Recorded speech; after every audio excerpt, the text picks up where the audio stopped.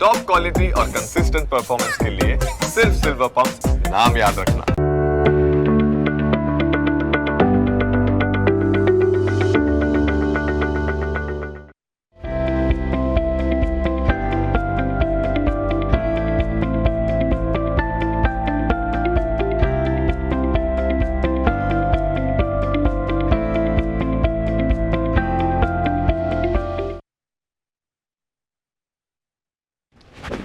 Good morning, સ્વાગત આપ સૌનું ઓપનિંગ કેપિટલમાં. હું યશ આપના સાથે. ભારતીય શેર બજાર આજે નર્વસનેસ સાથે ખુલવાના સંકેતો આપી રહ્યા છે. આ નર્વસનેસ કેટલી ટકી શકે કે નહીં તે સંકેતો પર નજર કરીશું. આજે સેન્સેક્સ એક્સપાયરી છે, બધા જ એક્શન પર નજર કરીશું. પણ શરૂઆત હેડલાઇન્સની સાથે કરીશું. ગિફ્ટ નિફ્ટીથી નબળી ઓપનિંગના સંકેત. અત્યારે ફિલહાલ 66 પોઈન્ટનો ઘટાડો. એફઆઈની કેશ અને વાયદામાં સતત ત્રીજા દિવસે પણ વેચવાલી યથાવત, પરંતુ ડીઆઈએ કરી કેશમાં ખરીદી. અમેરિકન માર્કેટ્સ ઘટાડા સાથે બંધ થયા અને એશિયન માર્કેટ્સમાં પણ છે મિશ્ર કારોબાર. યુએસએ વેનેઝુએલાનું ક્રૂડ દુનિયામાં વેચવાનું શરૂ કર્યું. ટ્રમ્પે કહ્યું વેનેઝુએલા હવે યુએસનું મુખ્ય બિઝનેસ પાર્ટનર બનશે. સોના ચાંદીના ભાવમાં જોરદાર તેજી બાદ આવી નફા વસૂલી.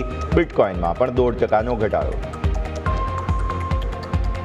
કારણ કે 2026 માટે જીડીપીનું અનુમાન જાહેર. વૈશ્વિક પડકારો અને સંભવિત ટેરિફના જોખમો હોવા છતાં ભારતનો જીડીપી મજબૂત રહેવાનો અંદાજ.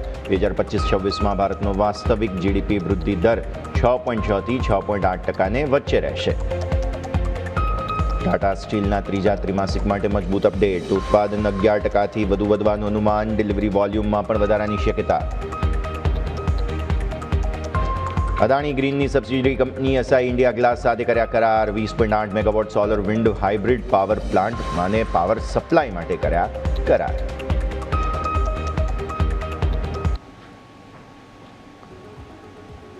તો આવો આ સાથે જ કરીએ શરૂઆત આજના દિવસની. અત્યારે ફિલહાલ ઇન્ટરનેશનલ માર્કેટ તરફથી હેન્ડઓવર જરા નબળું મળી રહ્યું છે. બેઝિકલી તમને ગિફ્ટ નિફ્ટીના સંકેત સાથે પહેલાં તો ચર્ચાની શરૂઆત કરીએ, જે સંકેત બની રહ્યા છે તે. અને ગિફ્ટ નિફ્ટી કહે છે 50-60 પોઈન્ટ આસપાસનો ઘટાડો, એટલે નબળાઈ સતત યથાવત છે. અને આવી જ સ્થિતિમાં તમે નજર કરો સામે ખાસ અમેરિકન માર્કેટ્સના જે ગઈકાલના સંકેતો, તો ગઈકાલે ત્યાં 1%ની નબળાઈ તમને જે છે તે ડાઉ જોન્સમાં જોવા મળી. પછી તમે S&P 500 પર નજર કરો તો ત્યાં પણ ગઈકાલે જે છે તે 5%થી વધુની નબળાઈ જોવા મળી. પરંતુ મુખ્ય મુદ્દો જે બન્યો તે હતો AI રિલેટેડ સ્ટોક્સ, એટલે કે નાસ્ડેકની અંદર તમને તેજી જોવા મળી. મામૂલી તેજી હતી પણ હતી. અને ગઈકાલે ગૂગલે એપલને બેઝિકલી માર્કેટ કેપમાં ઓવરટેક કર્યું, એ પણ સમાચાર. પણ પછી સાથે તમે નિક્કાઈ પર નજર કરો તો જેપનીઝ માર્કેટ્સ, એશિયન માર્કેટ્સ બધા અત્યારે ફિલહાલ જે છે તે ઘટાડાના સંકેત આપે છે. નિક્કાઈમાં તો દબાણ વધ્યું પણ છે, 0.5% આસપાસ હતા, ત્યાંથી હવે 1% સુધીનું દબાણ પણ બનતું જોવા મળી રહ્યું છે. આ તરફ તમે હેંગસેંગ જુઓ તો હેંગસેંગ 1%થી વધુની નબળાઈ. તાઇવાનમાં થોડું બેઝિકલી ખરીદારી જરૂર આવી છે. દક્ષિણ કોરિયાના માર્કેટ્સમાં પણ ખરીદારી છેલ્લા થોડા દિવસથી, કારણ કે એમની ચીન સાથે નવી સિનર્જી બની રહી છે, એને કારણે થોડી હોપ્સ વધ્યા છે, એટલે ત્યાં ખરીદારી થઈ રહી છે. અને શાંઘાઈના માર્કેટ્સ પણ ફ્લેટ ટુ પોઝિટિવ ઝોનમાં છે. પરંતુ આપણા માર્કેટ્સ થોડો એવો ઘટાડો બતાવવાના સંકેત આપી રહ્યા છે. અને છેલ્લા થોડા દિવસોથી જોઈએ તો સતત ઘટાડો ભારતીય માર્કેટ્સમાં જોવા મળેલો છે. તો આ પરિસ્થિતિ પર આપણે નજર રાખીશું. પણ આવો આગળ વધીએ અને આ ગ્લોબલ હેન્ડઓવર જે મળી રહ્યું છે તેના શું સંકેતો, શું અસર, તેની હવે ચર્ચા કરીશું. મારા સહયોગી યોમિક આપણી સાથે જોડાઈ રહ્યા છે. યોમિક, ગુડ મોર્નિંગ. જણાવો ગ્લોબલ માર્કેટ્સ તરફથી શું હેન્ડઓવર મળી રહ્યું છે? જી યસ, ગુડ મોર્નિંગ. હવે તમે જુઓ તો ગઈકાલે ગ્લોબલ બજારથી ઘણું બધું આપણને જાણવા લાયક મળ્યું, પરંતુ ગઈકાલે તમે જોશો ને તો જે અપડેટ સામે આવ્યા ક્યાંક ને ક્યાંક એવું લાગ્યું કે પહેલી વખત નહીં, પરંતુ બહુ ટાઈમ બાદ અમેરિકાના કે ટ્રમ્પ સાહેબ જે છે એ બીજા દેશ કરતાં પોતાના દેશ ઉપર ધ્યાન આપી રહ્યા એવું લાગી રહ્યું છે. તો સૌથી પહેલાં તો એમનો જે બજાર જો ગઈકાલે એક ઘટાડા સાથે બંધ થયા, ઉપલા સરથી નફા વસૂલી ભારે જોવા મળી. એશિયન બજાર તમે જોશો તો આજે મિશ્ર કારોબાર જોવા મળે છે. હવે ગઈકાલે શા માટે નફા વસૂલી આવી અમેરિકા બજારમાં, તેમાં તમે સૌથી પહેલાં નજર કરશો તો એમણે જે ટ્રમ્પ સાહેબે જે ગઈકાલે જે નિવેદન જે આપ્યું, એમણે જે હાઉસિંગ સેક્ટરને ખાસ કરીને ગઈકાલે આપણને ટાર્ગેટ કર્યા. હાઉસિંગ સેક્ટરમાં એમણે કીધું કે જે ઇન્સ્ટિટ્યૂટ જે રોકાણકાર છે એ હવે હાઉસિંગ સેક્ટરને લઈને એમણે જે મોટું નિવેદન આપ્યું, ઇન્સ્ટિટ્યૂટ સિંગલ ફેમિલીવાળા જે પણ ઘર હોય છે, જે કહી શકાય કે જે આપણે જે લો બજેટવાળા જે સિંગલ, એમાં હવે ઇન્સ્ટિટ્યૂટ લોકો રોકાણ નહીં કરે. પહેલાં શું થાય આપણને ખ્યાલ છે કે કોઈ સિંગલ સોસાયટી માટે ઘર બનતા હોય સિંગલ ફેમિલી, પરંતુ કોઈ ઇન્સ્ટિટ્યૂટ રોકાણકાર બધા ઘર ખરીદી લેતા હોય છે. એટલે ટ્રમ્પ સાહેબે કીધું કે હવે એવું ના થવું જોઈએ, એટલે રોકવા માટે અહીંયાથી તેમણે એક માંગ કરી છે. અને એમણે કહેવું છે કે આ જે નિવેદન આપ્યું એના એના બાદ તમે જો ગઈકાલે જે પણ હાઉસિંગવાળા સ્ટોક છે એમાં બહુ જ ભારે નફા વસૂલી ગઈકાલે આપણને ઓલરેડી ત્યાં જોવા મળી હતી. હવે જે નિવેદન બાદ તમે જોશો ને તો એમણે સાથે એ પણ હાઇલાઇટ કર્યું, ડિફેન્સ શેરને પણ અહીંથી કંપનીએ હાઇલાઇટ કર્યું. એમણે કીધું કે ડિફેન્સ કંપની ઉપર પણ અહીંયાથી બજેટ વધારવું જરૂરી છે. એમણે કીધું કે ડિફેન્સ પર બજેટ વધારવું જરૂરી છે અને જે ડિફેન્સ કંપનીઓ વિરુદ્ધ અહીંથી ઓર્ડર સાઇન પણ અહીંયા કર્યા છે એવો બ્લુમબર્ગનો જ રિપોર્ટ અહીંયા સામે આવ્યું છે. અને કહેવું એવું છે કે ડિફેન્સ કંપનીઓ જે R&D ઉપર ખર્ચ વધારવાની અહીંયાથી જરૂરત છે એવું એમનું કહેવું છે. અને ખાસ કરીને જો ખર્ચ નહીં વધારે અહીંયાથી તો બાયબેક અને ડિવિડન્ડની મંજૂરી નહીં મળે એવું એમનું અહીંથી ખાસ કરીને નિવેદન સામે આવ્યું હતું. અને જે નવા ઓર્ડરમાં અહીંયાથી ટ્રમ્પે ડિવિડન્ડ અને ખાસ કરીને જે બાયબેકની અહીંયાથી અટકાયત કરી હોય એવા પણ એક સમાચાર સામે આવી રહ્યા હતા. અને સામે એમનું કહેવું છે કે રાષ્ટ્રપતિ ડોનાલ્ડ ટ્રમ્પે ડિફેન્સ બજેટ વધારવા પર અહીંયાથી માંગ કરી છે. અને જે બજેટ જે છે એ તમે જો 1 ટ્રિલિયનથી વધારીને 1.5 ટ્રિલિયન સુધી લઈ જવા માટે અહીંયાથી ઈચ્છા વ્યક્ત કરી છે. એટલે તમે જો ગઈકાલે ડિફેન્સ શેર અને હાઉસિંગ શેર આ બે બહુ જ ફોકસમાં આપણને અમેરિકન બજારમાં જોવા મળ્યા હતા. ડિફેન્સ શેર છે કે જેના માટે સારા સમાચાર હતા, પરંતુ હાઉસિંગ સ્ટોક છે કે જેમાં એક ભારે નફા વસૂલી આપણને જોવા મળી હતી. બીજી તરફ જો તમે વેનેઝુએલામાં જુઓ તો વેનેઝુએલામાં જે ક્રૂડથી જે કમાયેલ પૈસા છે એ ફક્ત યુએસનો સામાન ખરીદવા માટે કરવામાં આવશે એવું એમણે નિવેદન આપ્યું. અને સાથે એમણે એવું પણ કીધું કે હવે એમની વેનેઝુએલા સાથે ભાગીદારી બહુ મજબૂત થઈ ગઈ છે અને એમનું જે ઓલરેડી જે ક્રૂડ ઓઇલ છે એમણે ઓલરેડી દુનિયાભરમાં વેચવાનું પણ શરૂઆત કરી દીધી છે. અને આ જે સમાચાર બાદ તમે જોશો તો આપણને એ પણ ક્રૂડ ઓઇલ છે કે ત્યાં પણ એક્શન જોવા મળી હતી. પરંતુ બીજી તરફ તમે જોશો તો આજે ત્યાં પણ ફોકસ રહેશે કે તો એમના ટ્રેડ ડેફિસિટ અને જોબલેસ ક્લેમના પણ આંકડા આવવાના છે. એટલે અહીંયા પણ આજે એક્શન જરૂરથી અમેરિકન બજારમાં જોવા મળવાની છે. અને ઓલરેડી ઇન્ટરનેશનલ માર્કેટમાં આપણે ગઈકાલે જોઈએ તો સોના ચાંદીની કિંમતોમાં એક ફરીથી વેચવાલી જોવા મળી હતી. પરંતુ અહીંયા વેચવાલી તો જોવા મળી, હજુ તમે જુઓ તો સિટી દ્વારા ચેતવણી આપવામાં આવી છે કે સોના ચાંદીમાં 7 બિલિયનના આઉટફ્લો અહીંયાથી આવશે એવું એમનું માનવું છે. એમનું કહેવું છે કે જે કોમોડિટી ઇન્ડેક્સમાં રીબેલેન્સિંગના કારણે 7 બિલિયનનો આઉટફ્લો આવે એવી એક શક્યતા તેઓ જોઈ રહ્યા છે. એટલે કે ઓવરઓલ ગઈકાલે તમે જોશો તો કોમોડિટી માર્કેટમાં એક વેચવાલી જોવા મળી હતી. પરંતુ મોસ્ટ હાઇલાઇટેડ જે વસ્તુ હતું જે ગઈકાલે અમેરિકન બજારમાં જે વેચવાલી જોવા મળી નફા વસૂલી કારણ હતું અને એક કારણ આપણને હતું કે જે હાઉસિંગ સેક્ટર ઉપર જે કોમેન્ટ્રી કરવામાં આવી અને ડિફેન્સ સેક્ટરને કે જેને બજેટને લઈને તેઓ એક થોડા પોઝિટિવ થયા એવું આપણને અહીંથી જોવા મળ્યું હતું. યસ, ક્લિયરલી તો આ સંકેતો છે કે જેને ધ્યાન પર રાખીશું. થોડી ક્ષણોમાં ફરી યોમિક આપના સાથે જોડાઈએ. મીનવાઇલ વિદેશી રોકાણકારો ગઈકાલે શું કરીને ગયા છે તે પણ જાણી લઈએ. 1498 કરોડ રૂપિયાના જે છે તે ખાસ તમને ઓપ્શન્સ, 1449 કરોડ રૂપિયાના ઇન્ડેક્સ ફ્યુચર્સ અને 1527 કરોડ રૂપિયામાં કેશની વેચવાલી. આટલા આંકડા આવી રહ્યા છે. પર્ટિક્યુલર સમજીએ. 1527 કરોડ કેશ તો અપફ્રન્ટ ફ્લેટ આપણે સમજવાનું રહે. 2889 કરોડની ડીઆઈઝની ખરીદારી એટલે એ નલિફાઈ થઈ ગયું. પછી આવો ઇન્ડેક્સ ફ્યુચર્સ પર ટોટલ સેલિંગ છે 1449 કરોડની, જેમાંથી 1060 કરોડની વેચવાલી નિફ્ટીના ફ્યુચર્સમાં છે. બેંક નિફ્ટીના ફ્યુચર્સમાં છે 372 કરોડ. ગઈકાલે જુઓ, યાદ રાખો કે બેંક નિફ્ટીમાં પણ દબાણ આવતું જોવા મળ્યું હતું. અહીંયા આંકડો જોવા મળે છે 372 કરોડના ફ્યુચર્સ વેચ્યા. Fin Nifty, mid cap select અને નેક્સ્ટ 50માં કોઈ ખાસ ફ્યુચર્સમાં એક્શન નથી. આવો નેક્સ્ટ સ્લાઇડ પર ઓપ્શન્સના માર્કેટને સમજીએ. જુઓ, 1060 કરોડના નિફ્ટીના ફ્યુચર્સ વેચ્યા, રાઈટ. એ 1321 કરોડ રૂપિયાના નિફ્ટીના ઓપ્શન્સ પણ તેમણે વેચ્યા. ફ્યુચર્સ અને ઓપ્શન્સ બંનેમાં વેચવાલી મતલબ ક્લિયર કટ લોંગ અનવાઇન્ડિંગ વિદેશી રોકાણકારોએ કર્યા છે. કેશ માર્કેટમાં તો વેચેલું જ હતું જે નલિફાઈ થઈ ચૂક્યું છે ડીઆઈએસની ખરીદીથી. બીજું, બેંક નિફ્ટીના ફ્યુચર્સ વેચ્યા છે, ઓપ્શન્સ ખરીદ્યા છે. એટલે અહીંયા પણ થોડી સ્ટ્રેટેજીના રીએડજસ્ટમેન્ટ સમજમાં આવી રહ્યા છે આપણને. ફિન નિફ્ટીમાં થોડી ખરીદારી, મિડ કેપ સિલેક્ટમાં થોડી વેચવાલી છે. 227 કરોડના ઓપ્શન્સની વેચવાલી છે ત્યાં, એ હેજિંગના પાર્ટ્સ તરીકે ગણીએ. હવે આવો તમે સ્ટોક ફ્યુચર્સ પર.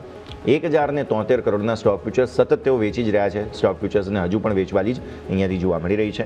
અને આવો તમે વિક્સ પર. વિક્સ ફાઇનલી ગઈકાલે થોડો કૂલ ઓફ થતો જોવા મળ્યો, ઘટતો જોવા મળ્યો. અને સામે નિફ્ટીનો ક્લોઝ હતો 26140નો. ગઈકાલે ઓલમોસ્ટ ફ્લેટ ટુ નેગેટિવ ઝોનમાં બંધ થયા, તળિયેથી રિકવર સારા થયા. પણ આજે બીજા 51 પોઈન્ટ આસપાસના ઘટાડાના સંકેત અત્યારે મળી રહ્યા છે 67 પોઈન્ટ આસપાસ. તો નિફ્ટીના ચાર્ટ્સ પર શું વ્યૂ બની રહ્યો છે તે હવે સમજીશું. ફરી એકવાર જઈશું મારા સહયોગી યોમિક પાસે. યોમિક, ગઈકાલે વિક્સ પણ ઘટ્યો, માર્કેટ પણ છેલ્લે રિકવર સારા થયા હતા, પણ આજે ફરી એકવાર 50-60 પોઈન્ટ આસપાસના ઘટાડા સાથે માર્કેટ્સ ખુલવા જઈ રહ્યા છે. જે બિલકુલ યસ, તમે જુઓ તો છેલ્લા 3 દિવસથી માર્કેટમાં એક ઉપલા સ્તરથી દબાણ આવી રહ્યું છે. અને આજે ફરીથી ગિફ્ટ નિફ્ટી તમે જુઓ એક નેગેટિવ ઓપનિંગના સંકેત છે. એટલે સ્વાભાવિક છે કે ચિંતા તો થોડીક તો છે જ.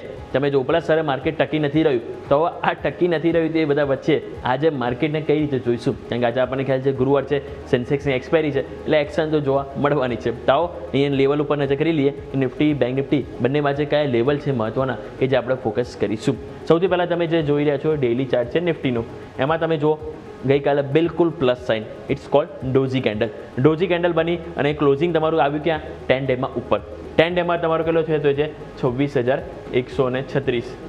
તમારું ક્લોઝિંગ આવ્યું 26,140 ઉપર, એક્ઝેક્ટલી ત્યાં છે. પરંતુ આજે ગિફ્ટ નિફ્ટી પ્રમાણે તમે ઓપન જશો તો શું થશે કે 10 ડેમાંની નીચે તમે ઓપન જશો. હવે 10 ડેમાં નીચે ઓપન જાવ છો એટલે પહેલાં તમારું પ્રોટેક્શન આવવું જોઈએ 26,100. 26,100 આજુબાજુ જો આપણે ઓપનિંગ થઈએ છીએ ગિફ્ટ નિફ્ટી પ્રમાણે તો પછી 26,100નું લેવલ એટલીસ્ટ કમબેક કરવું જરૂરી છે. જો 26,100ની ઉપર એટલીસ્ટ આપણે નથી આવતા તો પછી ચિંતા વધી શકે છે. પછી આપણું ડાયરેક્ટ ફોકસ હોવું જોઈએ 26,067 ઉપર. આ તમારો ગઈકાલનો લો છે. એટલે જો આજે 26,100 કમબેક ના કરે તો ગઈકાલનો લો એટલીસ્ટ પ્રોટેક્ટ થવું જોઈએ. નહીં થાય તો શું થશે? છેલ્લા 2 દિવસથી તમે લોઅર લો બનાવી રહ્યા છો, લોઅર હાઈ બનાવી રહ્યા છો, તે ફરીથી કન્ટિન્યુટી બનશે. એટલે આજે એટલીસ્ટ લો પ્રોટેક્ટ તમારો થવું જોઈએ. જો પ્રોટેક્ટ નથી થતો તો પછી only one option and that is 26,000. તો પછી 26,000નું લેવલ છે કે જેને સપોર્ટ તરીકે ફોકસ કરીશું. તો ક્લિયર, પહેલી કન્ડિશન નીચે સપોર્ટ માટે 26,100 ઓપનિંગ બાદ એટલીસ્ટ ત્યાં વાપસી થવી જોઈએ. જો ના થાય તો આપણી નજર હોવી જોઈએ 26,067 ઉપર, જે ગઈકાલનો લો છે એટલીસ્ટ એ પ્રોટેક્ટ થવું જોઈએ. અને જો એ પણ નથી થતો તો આપણને ડાયરેક્ટ 26,000 તરફની પહેલ નિફ્ટીમાં જોવા મળી શકે છે. હવે માની લે કે 26,100 કમબેક કરી લે છે તો તેજી કરવી, તો તેજી માટે એટલીસ્ટ વેઇટ કરીશું. કયું લેવલ? તો એ છે 26,200. 26,100 પર ચાલો તેજી આવે છે, પરંતુ કોન્ફિડન્સ ક્યારે આવશે કે જ્યારે 26,200ની ઉપર તમે જશો. 26,200 ઉપર જવું જરૂરી છે. એ જશો તો પછી આગળ આપણને પહેલ જોવા મળી શકે. એટલે 26,200 અને 26,300 આ બે લેવલ છે કે જે રેઝિસ્ટન્સ તરીકે આપણે અહીંથી લઈને ચાલીશું. તો આ વાત થઈ ગઈ આપણે ડેઇલી ચાર્ટ ઉપર. હવે 15 મિનિટ ઉપર નજર કરીએ. 15 મિનિટ તમે જોશો તો ત્યાં તમને જોવા મળશે ગઈકાલે જે થોડું પ્રોફિટ બુકિંગ આપણને આવ્યું ન્યૂનતમ સરથી ફરીથી એક રિકવરી પણ જોવા મળી, પરંતુ ઓવરઓલ તમે છો તો ડાઉન સાઇડ જ. શા માટે? કારણ કે જો તમે એ પણ વ્યૂ તમે પકડી શકો જ્યારે 15 મિનિટમાં એટલીસ્ટ 50 EMA ઉપર તમારે જ્યારે 10 EMA ક્રોસઓવર થતી હોય છે ત્યારે તમે જો એક સારી એવી તેજી જોવા મળતી હોય છે. જ્યાં સુધી ઉપર હોય છે તો એક બાય એન્ડ ડીપ થાય છે, અને જેવું તમે જો નીચે આવી જાય છે 50 EMA નીચે 10 EMA એટલે તમે જો સતત તમને એ સેલ ઓન રાઇઝ બની જાય છે. હવે ગઈ હજુ પણ તમે છો તેની નીચે હોવા છતાં ફરી નેગેટિવ ઓપનિંગ થશો એટલે એ પણ તમે કન્ડિશન એ જોઈ શકો છો કે જો હજી એટલીસ્ટ 50 EMA ઉપર 10 EMA ક્રોસઓવર થાય છે તો પછી એક કોન્ફિડન્સ તેજીમાં આપણને જોવા મળી શકે. હવે ગઈકાલનું જે ક્લોઝિંગ તમે જો આ એક જે લેવલ હતું કે જ્યાં આપણને સેલ જોવા મળે, હવે જેવું આ ટક્યું તો તમે જો ઉપર એક સસ્ટેન થતું હતું, પરંતુ હવે તમે એની ઉપર ગઈકાલે ક્લોઝિંગ તો આપી દીધું. હવે જો આજે એની નીચે ફરીથી ઓપનિંગ થાવ છો તો એ જોવાનું રહેશે. જો તમે નથી સસ્ટેન થતા તો પછી ડાયરેક્ટ તમારો સપોર્ટ રેન્જ એ આવશે. અને આ જે રેન્જ તમારી જે છે 25,972થી નીચે 25,881. એટલા માટે મેં શરૂઆતમાં તમને કહી દીધું કે જો ગઈકાલનો લો આજે બ્રેક થશે તો 26,000 માટે આપણે રેડી રહેવું પડશે. ઓપન ઇન્ટરેસ્ટ ઉપર નજર કરી લઈએ.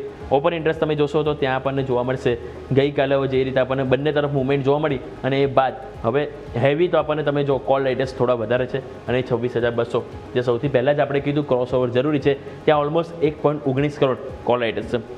26,300 ત્યાં પણ ઓલમોસ્ટ 1 કરોડ છે. એટલે આ બે સ્ટ્રાઇક પ્રાઇસ છે કે હાઈએસ્ટ કોલ રાઇટર્સ છે કે જ્યાં એક અવરોધ છે. નીચે સપોર્ટ તરીકે તમારા માટે જો તો 26,100 એઝ ઓફ નાવ છે.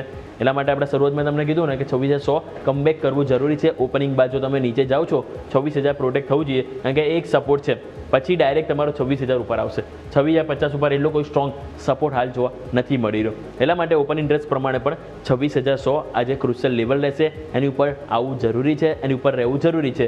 26,200 જે કોન્ફિડન્સ તેજીમાં આવે એ 26,200 ને પાર જ આપણને જોવા મળવાનું છે. તો ક્લિયર, ઓવરઓલ આપણે વાત થઈ ગઈ નિફ્ટીની. હવે આવો નજર કરી લઈએ બેંક નિફ્ટી સેટઅપ ઉપર. બેંક નિફ્ટી તમે જોશો તો આપણને પરમ દિવસે બહુ સરસ તેજીના મૂડમાંથી, પરંતુ ગઈકાલે જે થોડું પ્રોફિટ બુકિંગ આવ્યું તો અહીંયા પણ કેન્ડલ લાલ નિશાનમાં ક્લોઝ થઈ છે. પરંતુ સારી વસ્તુ એ છે કે ઓલમોસ્ટ હાઈની નજીક જ તમે ક્લોઝ થઈ. તમારો હાઈ બન્યો તો 60,039 અને આપણું જે ક્લોઝિંગ આવ્યો એ આવ્યો 59,990. એટલે માત્ર 40 પોઈન્ટ જ તમે નીચે બંધ્યા હતા. એટલે ચલો એટલું બધી પણ પરેશાની નથી, પણ ઓલમોસ્ટ હેમર ટાઈપ કેન્ડલ બની છે. નો ડાઉટ લાલ નિશાની છે, પરંતુ લાલ નિશાની આવી તો હેમર કેન્ડલ બનતી હોય એટલીસ્ટ એ તમને એક નીચે રિકવરીની હોપ બતાવતા હોય છે. તો હવે આજે ગઈકાલે રિકવરી આવી છે તો અહીંયા તમે જો ગઈકાલનો લો શું છે તમારો, એ છે 59,760 રાઈટ. 59,760 જે તમારો ગઈકાલનો લો છે. આપણે વાત કરી રહ્યા છીએ કેટલા ટાઈમથી 59,800 જે બેસ્ટ લેવલ છે સપોર્ટ તરીકે.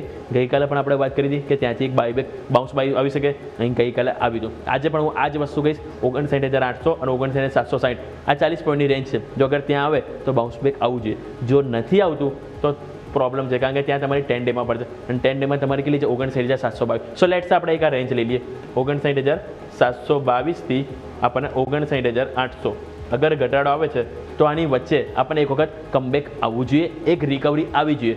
જો નથી આવતી 59,722 તમારું બ્રેક થાય છે તો પછી પ્રોબ્લેમ વધી શકે છે. તો આ વાત થઈ ગઈ નીચે સપોર્ટની. હવે ઉપર તેજી માટે પહેલાં તો 60,200 ગઈકાલનો હાઈ પણ તમે જોશો તો 60,065 જ હતો, પરંતુ 60,065 નહીં, અહીંયા એટલી 60,200નું ક્રોસ ઓવર જરૂરી છે. જેમ નિફ્ટીમાં 26,200 ઇમ્પોર્ટન્ટ છે, એ જ રીતે બેંક નિફ્ટીમાં 60,200 એ ઇમ્પોર્ટન્ટ છે, મહત્વનું રેઝિસ્ટન્સ છે. જ્યાં સુધી એની ઉપર આપણે ના ટકીએ ને ત્યાં સુધી એ કોન્ફિડન્સ તેજીમાં આપણને નહીં જોવા મળે. 15 મિનિટ લઈને 15 મિનિટમાં પણ તમે જુઓ બહુ સરસ આપણને ચાર્ટ ઉપર પ્રેઝન્ટેશન જોવા મળશે. કારણ કે એટલા માટે તમે જુઓ આ એક રેન્જ પહેલાં પકડીએ આપણે.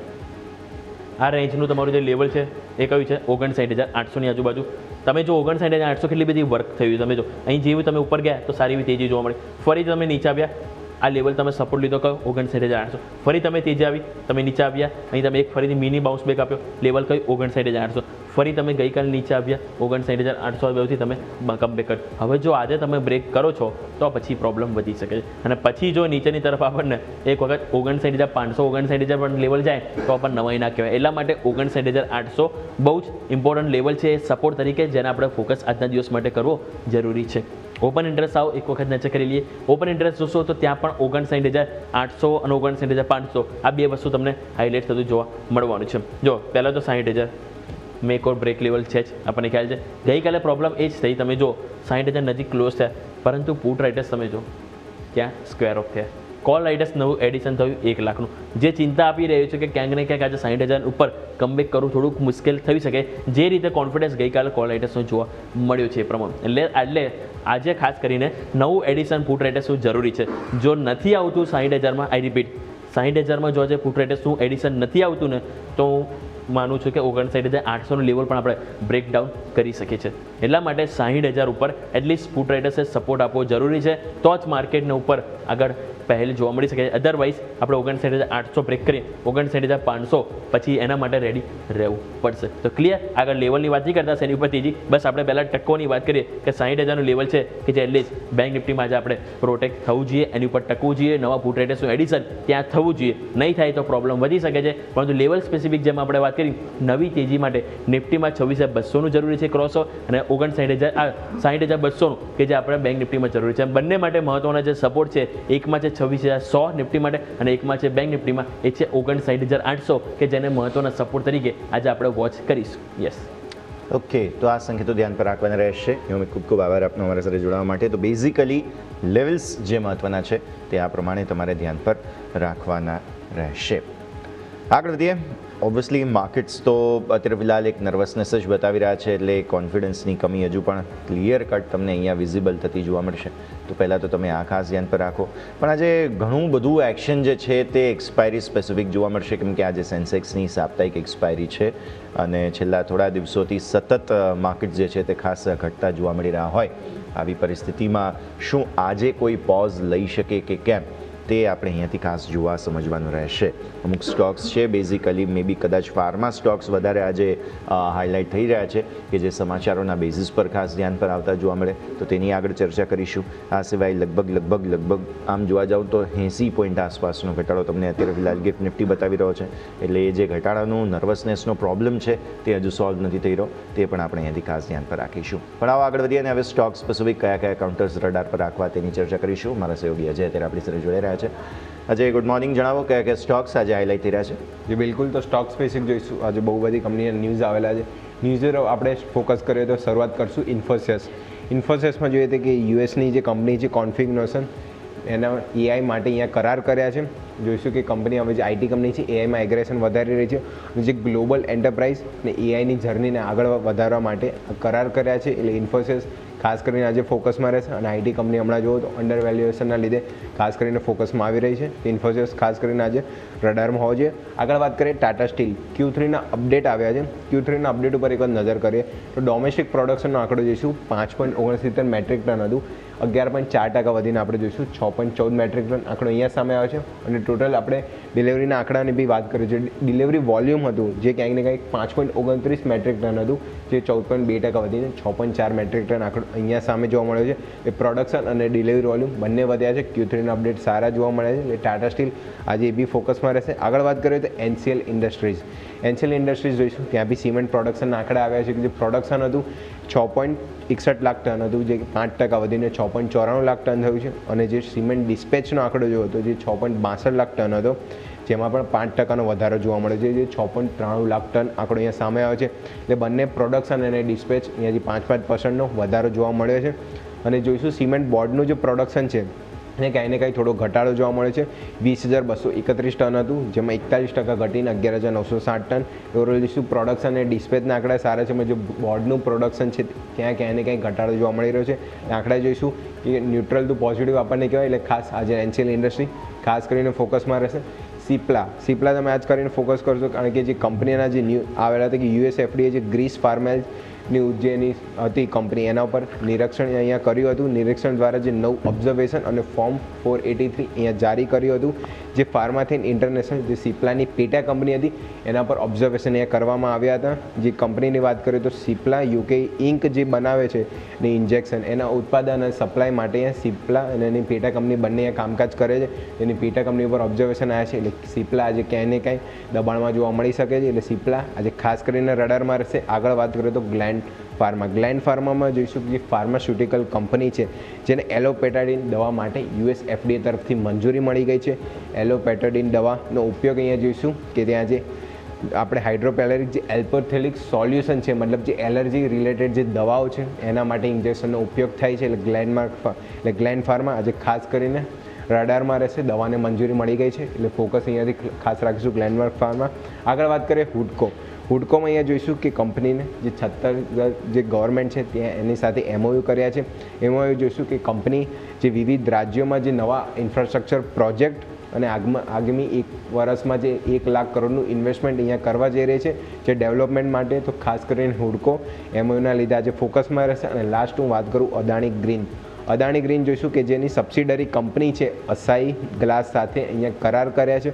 કરારમાં જોઈશું જે 20.8 મેગાવોટ સોલર વિન્ડ હાઇડ્રિક જે પાવર સપ્લાય માટે અહીંયા કરાર કર્યા છે. અને કંપની સાથે એ બી કહી રહી છે કે જે અમારા સોલર જે પેનલ જે ગ્લાસ છે એના માટે બી અસાઈ ઇન્ડિયા અહીંયા કામકાજ આગળ કરશે, એટલે એના માટે બી ફોકસ રહેશે. તો અસાઈ ઇન્ડિયા અને અદાણી ગ્રીન બંને આજે ખાસ કરીને ફોકસમાં રહેશે. આજે આપ જેમ વાત કરી Infosys, Tata steel, Ansell industries, Cipla, Gland Pharma, હુડકો અને અદાણી ગ્રીન સારા એવા ન્યૂઝ આજે. તો ખાસ કરીને આ સ્ટોક આજે રડારમાં હોવા જોઈએ. ઓકે, તો આ બધા જ સંકેતો ધ્યાન પર રાખીશું. સ્ટોક સ્પેસિફિક સમાચારો જે છે તે આ બધા પર નજર રહેશે. અજય, ખૂબ ખૂબ આભાર આપનો અમારી સાથે જોડવા માટે થઈને. તો બેઝિકલી સમાચારોના બેઝિસ પર આ બધા જ કાઉન્ટર્સ છે કે જેને ધ્યાન પર રાખવાના રહેશે. પણ આગળ વધીએ, થોડી ક્ષણોમાં આપણે એક્સપર્ટ્સ આપણી સાથે જોડાશે. તેમની સાથે આપણે સ્ટોક સ્પેસિફિક ચર્ચા જે છે તે માર્કેટની ચર્ચા જે છે તે આગળ યથાવત રાખીશું અને ઇવેન્ટ સ્પેસિફિક પણ ઘણા બધા કાઉન્ટર્સ છે જે ધ્યાન પર રાખીશું. આવો સ્ક્રીન પર લાવીએ આપણા આજના એક્સપર્ટને. ખાસ આજે વરુણ સર અને રવિ સર આપણી સાથે જોડાઈ રહ્યા છે. સૌથી પહેલાં તો ખાસ કુંવરજી ગ્રુપના રવિ દિયોરા આપણી સાથે જોડાઈ રહ્યા છે. રવિ સર, સ્વાગત. સૌથી પહેલાં તો good morning.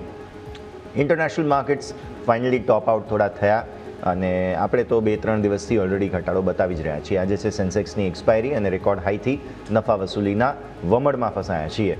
Pre budget રેલીના hops હતા પણ એવું કંઈ સોફાર જોવા મળ્યું નથી. 8 તારીખ થઈ ગઈ. લગભગ બજેટ જે છે તે 1લી તારીખ રવિવાર આવે છે. રવિવારે જ લગભગ થશે અત્યારની પરિસ્થિતિ પ્રમાણે, તો જ્યાં સુધી કોઈ સરકારી સ્પષ્ટતા નથી આવતી તો પણ અંદાજો તો એવો જ લગાવી રહ્યો છે કે રવિવાર ભલે હોય, બજેટ ત્યારે જ આવશે. પરંતુ બજેટ પહેલાંની મૂવમેન્ટ કદાચ આ વખતે માર્કેટમાં જોવા મળશે તો પણ બહુ ઓછી કદાચ જોવા મળશે, અથવા તો જોવા મળી ચૂકી છે. શું આપણે એવો અંદાજો લગાવવો જોઈએ? Ravi sir, good morning. Good morning. Definitely budget પહેલાની મૂવમેન્ટ થોડી જોવા મળી છે, થોડી બાકી છે. બાકી મૂવમેન્ટ છે થોડા ગ્લોબલ સેન્ટિમેન્ટ અત્યારે ઉપર નીચે થયા છે. પર્ટિક્યુલર વેનેઝુએલાનું એક નવું જે ન્યૂઝ આવી ગયું એટલે થોડું માર્કેટ સાઈડમાં છે. સાથમાં કાલે યુએસનું પણ એક બિલ પાસ થયું છે જેમાં રશિયન ક્રૂડ ઓઇલ જે પણ કન્ટ્રી બાય કરે છે એમાં પર્ટિક્યુલર ઇન્ડિયા, ચાઇના અને બ્રાઝિલનું નામ છે, તો એના ઉપર પેનલ્ટી લગાવવા માટે પણ એના રાઇટ આપે છે. હાલાકી પર્ટિક્યુલર હવે મીન્સ કે ફરીથી જગત જમાદાર છે થોડા એગ્રેસિવ થયા છે, એટલે એના હિસાબે એનું માર્કેટ પણ થોડા વોલ્ટાઇલ છે. ગઈકાલે તમે જો તો મીન્સ કે ત્યાંના જે માર્કેટ છે પર્ટિક્યુલર એ સારા ચાલી રહ્યા હતા, પરંતુ લાસ્ટમાં જે એમને કમેન્ટ આપી કે ડિફેન્સ કંપનીઓ ડિવિડન્ડ નહીં જાહેર કરી શકે, તો ડિફેન્સ સ્ટોક્સમાં પહેલાં કરેક્શન આવ્યું. પછી સેકન્ડ આવ્યું કે જે રિયલ એસ્ટેટ કંપનીઓમાં જે ફંડ બાય કરે છે ફેમિલી હાઉસીસ છે, એમાં પર્ટિક્યુલર બેંક બ્લેકસ્ટોન અને અધર કંપનીઓ છે, ચાકી કોલોની ડેવલપર પાસેથી બાય કરી લેતા હોય છે અને આઈધર કાં તો એને મીન્સ કે રેન્ટ પર ચડાવતા હોય છે કે પછી એને મીન્સ કે આરઆઈટી અંતર્ગત એને એક અસેટ તરીકે એ લોકો લેતા હોય છે. એ બંધ કરી દીધું એટલે બ્લેકસ્ટોનમાં 10% અને અન્ય રિયલ એસ્ટેટ કંપનીઓમાં 4 થી 5% કરેક્શન આવ્યું અને મેટલ અને માઇનિંગ આમ પણ ગઈકાલે થોડું હાઈ લેવલથી નફા રૂપી વેચવાની હતી મેટલ પ્રાઇસીસમાં. તો એના હિસાબે 3 સેક્ટરે થોડું ત્યાંના માર્કેટનું મૂડ ચેન્જ કર્યું અને આઈ થિંક એ થોડું નેગેટિવ રહ્યું એના માટે. S&P 2-3 દિવસથી હાઈ લેવલથી કન્સોલિડેટ કરી રહ્યા છે. કોસ્પી સિવાય તમામ માર્કેટ એશિયાના છે જો થોડા પ્રોફિટ બુકિંગ મૂડમાં આવી ગયા છે. બધાની ક્વાર્ટરલી સિઝનની જે રિઝલ્ટ સિઝન ચાલુ થઈ રહી છે આપણી મીન્સ કે આમ પણ GM બેવરેજીસના રિઝલ્ટથી થઈ ગઈ બટ મેજર જે આવતા સોમવારે TCS સેલટેકના પરિણામો છે અને આ શનિવારે ડીમાર્ટના પરિણામો છે. માર્કેટનું ટોટલ ફોકસ મારા હિસાબે હવે ઇનિશિયલ એકાદ વીક થોડું રિઝલ્ટ સિઝન પર રહેશે અને ઇમિડિયેટ 16 તારીખ સુધી જેટલા રિઝલ્ટ આવશે એ થોડા ઇમ્પોર્ટન્ટ છે. પ્રાઇમા ફેઝ પર ત્યારે નવા રિઝલ્ટ આવે તો ત્યારે એની એકવાર ઇમ્પેક્ટ છે પડતી હોય છે અને પર્ટિક્યુલર ટેકનોલોજી દિગ્ગજના બધા જ પરિણામો આવતા સપ્તાહે સ્કેડ્યુલ છે. તો એના હિસાબે પહેલું જે માર્કેટનું ફોકસ ત્યાં રહેશે. મીન્સ કે વીકનેસ આવી છે રિલાયન્સ અને HDFC બેંકથી જે ઇન્ડાઇસીસ વાઇઝ એને ચાલવા નથી દીધું. સ્ટોક સ્પેસિફિક ડેફિનેટલી માર્કેટનો માહોલ સારો છે, મૂડ સારું છે બટ કાલે પણ જો તો 70%થી ઉપર HDFC બેંકમાં ડિલિવરી બેઝ વોલ્યુમ થયું જેમાં સેલિંગ જોવા મળ્યું. રિલાયન્સમાં સતત આ રશિયાના ન્યૂઝના હિસાબે એક સેલિંગ પ્રેશર છે. તો આઈ થિંક આ બધા ફેક્ટર્સ એવું ઇન્ડિકેટ કરી રહ્યા છે કે કદાચ હજી પણ જે લોકો ઇન્ડાઇસીસ બેઝ ફોકસ કરતા હોય કે ભાઈ બહુ મોટી રેલી નિફ્ટીમાં જોવા મળે તો એ થોડું અભાવ રહેશે. સ્ટોક સ્પેસિફિક ઘણી ઓપોર્ચ્યુનિટીઝ છે. ઘણા કરેક્શન બાદ સ્ટોક સારા લેવલે આવ્યા છે. ફોર એક્ઝામ્પલ ગઈકાલે જો જેમ્સન જ્વેલરી, સેન્કો ગોલ્ડ, સાથમાં ટાઇટન બધા એક સારા પ્રી ક્વાર્ટર આપ્યા તો ચાલી ગયા. એના પહેલાના દિવસે ગોદરેજ CP, મેરિકો આ બધા સારા અપડેટના હિસાબે ચાલી ગયા. એના પહેલાં તમે જો તો જે આપણા ડિસેમ્બરના ઓટો સેલ્સ એટલે બધી જ જે આપણી ઓટો કંપનીઓ સારું રનઅપ આપ્યું તો ડેફિનેટલી એ એક ક્લિયર કટ છે કે અર્નિંગમાં કોઈ પણ પ્રોબ્લેમ નથી. જે પણ પ્રોબ્લેમ છે એ આ એક ગ્લોબલ માર્કેટ તરફથી US તરફથી છે. તો આઈ થિંક મને એવું લાગી રહ્યું છે કે મેક્રો પ્રોબ્લેમ આપણે ઘણું મોટી રીતે અને સારી રીતે ડિસ્કાઉન્ટ કરી લીધું છે. થોડી હેડવિન્સ પછી અને એકાદ વીક હજી પણ કદાચ થોડું કન્સોલિડેશન ફેસ કર્યા પછી 2 હાફ લાઈક 19 થી લઈને 31 વાળું એ હાફમાં મારા હિસાબે સારી રિકવરી જોવા મળે. 16 તારીખે રિઝર્વ બેંકના ઓપન માર્કેટ ઓપરેશન્સ છે જેમાં 2,90,000 કરોડની લિક્વિડિટી ઠાલવશે તો મારા હિસાબે એક ટ્રિગર હોઈ શકે છે અને તમને 15-16 તારીખ પછી માર્કેટમાં એક એક્યુમ્યુલેશન જોવા મળી શકે. તો એ એક્યુમ્યુલેશનના ઝોન પછી તમને આવતા જોવા મળી શકે, નજર રાખવાની રહેશે. દર્શક મિત્રો, આ સાથે જ સમય છે એક બ્રેક લઈશું. બ્રેક બાદ આપણી સાથે ગોલ્ડન કેપિટલના વરુણ જોશી પણ જોડાઈ રહ્યા છે. તેમની સાથે પણ ચર્ચા યથાવત રાખીશું એક બ્રેક બાદ.